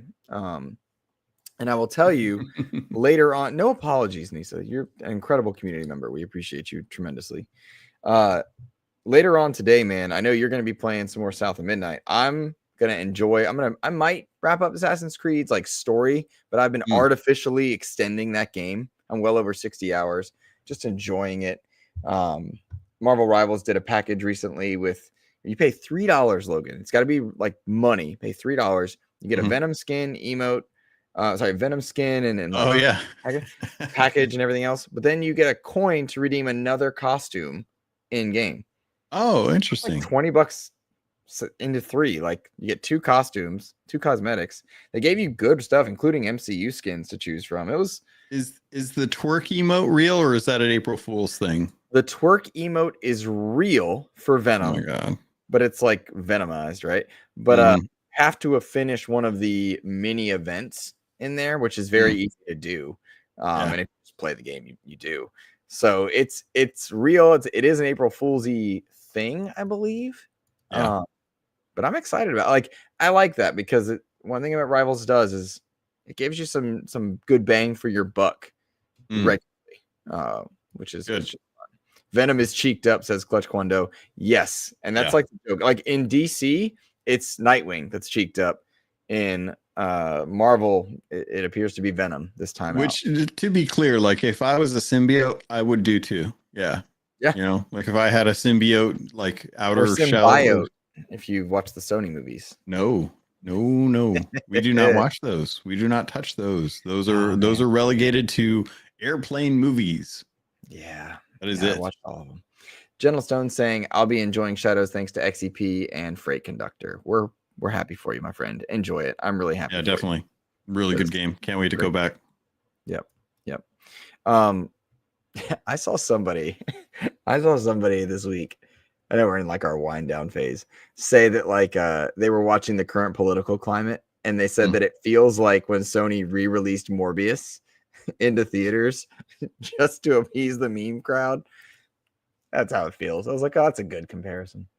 No.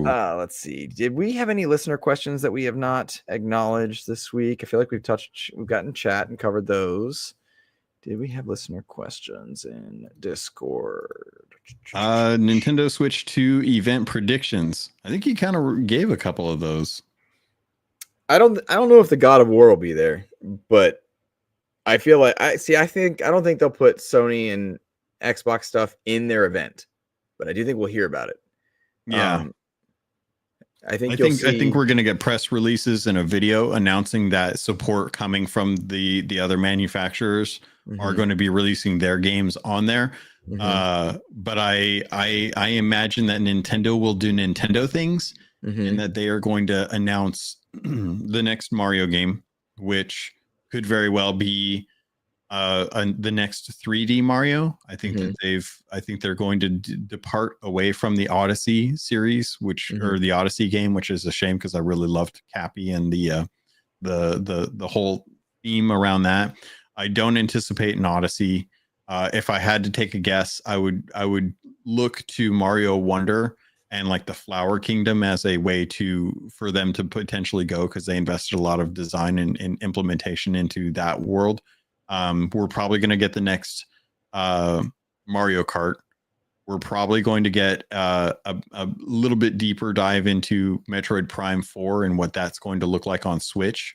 Because people are already doing comparisons between Metroid Prime 4 and Halo 4 as far as like world environment design and stuff. And I'm like, fam, stop. You guys got to stop.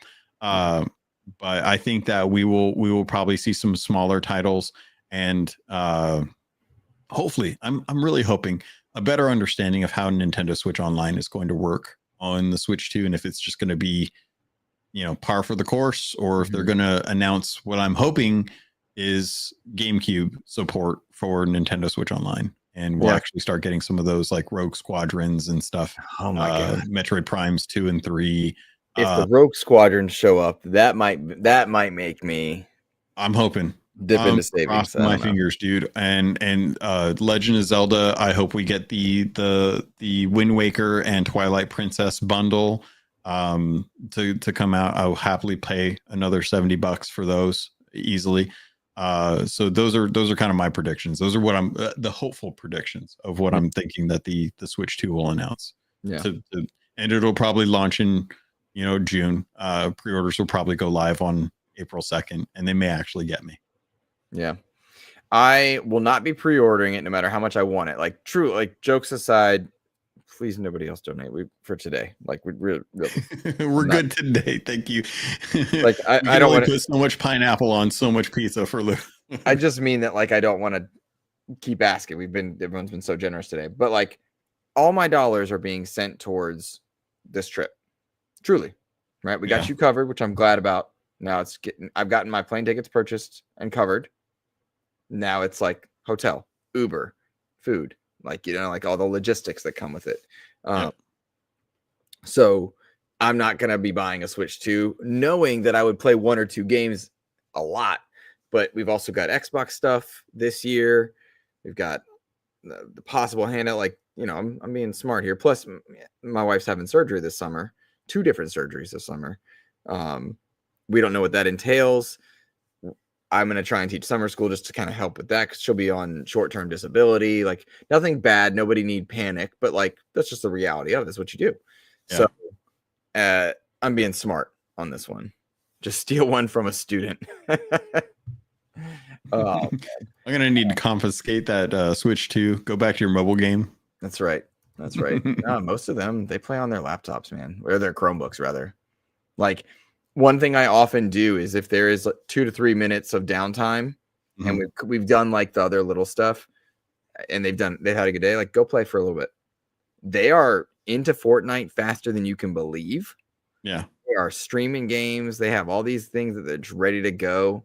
Insta log in. They'll play on their Chromebooks. They'll play on touchpads, like the trackpads, and they're happy as can be. It's a strange comparison to our generations where it's like, no, controller, please.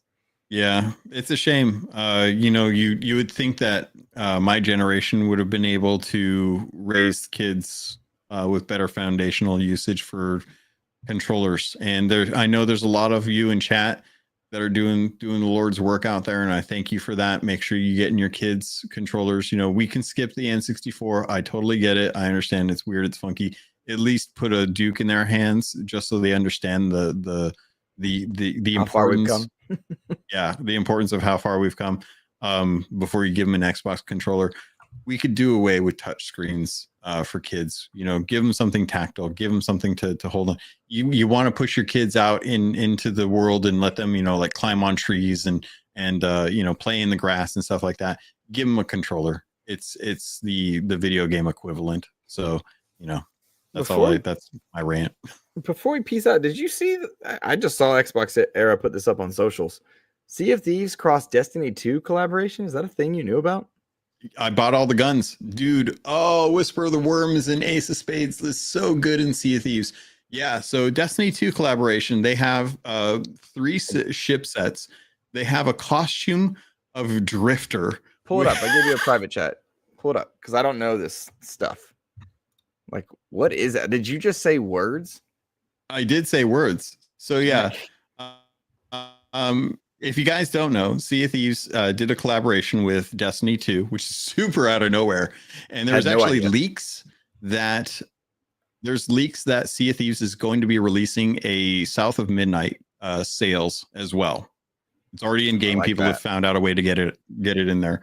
The sales actually look pretty good. Not a huge fan of them releasing that content. But yeah, Sea of Thieves and Destiny 2 collab, which is really odd considering Bungie is owned by Sony right now. But Sony, Bungie, longtime developer for Halo. Halo has, or Sea of Thieves has two what's it called? Ship cosmetics for Sea of Thieves right now. They have the Halo Infinite, like Arturus, I think was his name. What was the antagonist's name? Or the name of the what was the, it's not the Covenant. What's the other group that's in Halo Infinite? The Banished? Banished, yes. There's a Banished set, and then there's the Master Chief set, and then there's the Master Chief costume. So Bungie now has a Destiny 2 collaboration. They have a Warlock, a Titan, and a Hunter ship set, as well as a I think it's just a Guardian, a Light Bearer set for ship cosmetics. There's a costume that's based on the Drifter, which fantastic character. Love him. Bring a sword. It was really good. They've got 4 weapons that are based on exotics from the game, from long-standing games. And Ace of Spades is the flintlock pistol. So Cade 6's gun is in Sea of Thieves. Whisper of the Worm, which is a very popular, very strong sniper rifle in Destiny 2, is the Eye of Reach. I can't even remember what the exotic is that's based on the sword and the actual blunderbuss. But it's the shotgun that they brought in. They've done such a good job with them, dude. I'm not gonna lie. Like as soon as I saw Whisper of the Worm and Ace of Spades in Sea of Thieves, and I saw how good they look, I was like, nope, I'm dropping the money. And then I dropped the money on them and then realized that they're part of the bundle for the Drifter cosmetics as well. And I was like, son of a gun. So I just bought the whole bundle. I got a bunch of good ancient coins off of CD keys. So I paid like $5 for like $20 worth of ancient coin. And yeah. Oh, Lord of the Wolves shotgun. Yes, that is what it is. Yeah. Real quick, let me give a shout out to Dark City, $5 super chat, playing AC Shadows and listening to your channel. Thanks for the positive vibes. Thank you, my friend. We appreciate you. Thank you. Glad you're enjoying Shadows, man. We love it. Yeah, it's really good. Ergo Sum. Okay, that makes sense because I never used that sword. Okay, so yes, thank you to Freight Conductor out there for coming out with the true Destiny 2 knowledge. A lot of that stuff is like it's just like early Destiny 2 stuff that I was not there for. I came in Beyond Light, and then I played for like 3 years solid up until the latest expansion, which I have not jumped into just because I just have not had time to really invest in it at this point. But yeah, dude, the crossover is fantastic. They did an excellent job representing Destiny 2 in there, and I'm looking forward to how they go about releasing the South of Midnight sales. So yeah, Destiny 2 is fantastic, dude. I was just posting to Ains over at Season Bitcast because he talked about how he has 55 days in Halo Infinite, and I was like, well, those are rookie numbers because I've got 75 days in Destiny 2 and 135 days in Sea of Thieves. And he's like, oh, well, those games came out before Halo Infinite. It doesn't matter. That doesn't I don't care when they released. I care about how many days I have in one game compared to you. Because you're dedicated. Yeah. I don't play Destiny 2 anymore. So the number of years that I've missed out on playing make up for the fact that it came out before Halo Infinite. Okay. And I still have over double the hours or double the, like, what was it? Halo Infinite came out, what, 2021 was it? Sea of Thieves came out in 2018. So that's like, what, 3 years that Sea of Thieves had available before Halo Infinite. That's fine. You want to cut out 50% of my hours? I'm still above you. Ains. You're doing math. You're doing math. You want to talk about virtual game cards again? No, gosh. I appreciated the answers though. Like truly, that was helpful. It was helpful. All right, man. I think it's a good spot to wind down. Anything else on our docket that we haven't touched on? We needed to. No, right? Just keep an eye out for the Sea of Thieves or the not the Sea of Thieves, the South of Midnight review that's coming out next week. Very, very excited to see what people think about that. I have no opinion until I finish the game. There you go. I'll be playing that one when it hits normal Game Pass. Yeah, because there is early access. I believe if you go with the premium edition, which I'm trying to remember in chat who actually got that code. It was Clutch Quando. It was, I forget it. I should have started and I forgot to. Oh, how dare you! It started with a B. Who won it? I can't remember. I'm looking. Here it is. Bob Sakamano. Bob, that's right. Bob is going to get to play it early. I believe it's 5 days early access for the premium edition. Nice. So there's some pretty good stuff in there. Let's see if I can find out. If you guys get a chance, definitely go check out the South of Midnight. You can actually pre-install it now. The premium editions come with some digital goods as well. Looks like that involves the art book for it, the original soundtrack, the digital comic book, a music video, and then a documentary including a director's cut of Weaving Hazel's journey. Is all included within. It's like a digital goods that you would expect from a like premium edition for a DVD or for like a movie. It's actually, I'm kind of surprised that they went that far into it. And the premium edition is available, and you do get that discount if you have like a Game Pass for the upgrade version as well too, which I think right now with Game Pass, you can get the premium upgrade. Well, I don't know. You might have to look it up, but mine's saying 9 days. But the premium edition is going to go live in 4 or 5 days. Okay. 3 things in chat. Gentlestone request for XP. Please schedule on Fridays for Saturday so I can get notifications on Friday. Pretty please. That means I have to make a thumbnail ahead of time. That's really the only reason. And it's a matter of time because it just depends on work and work schedule. That's truly what it is. Logan, if you help remind me. Yeah. Sure. Because usually what I do is notes Saturday morning or Friday night, depending on my schedule. And it all comes down to schedule because like it's the time of year where school, like sometimes I'm there till 6 o'clock at night. Sometimes I'm out at 3:30. Just testing time. So it's like a matter of what I was at. Yeah. Like yesterday I had an unscheduled meeting. But yeah, that's not a bad request at all.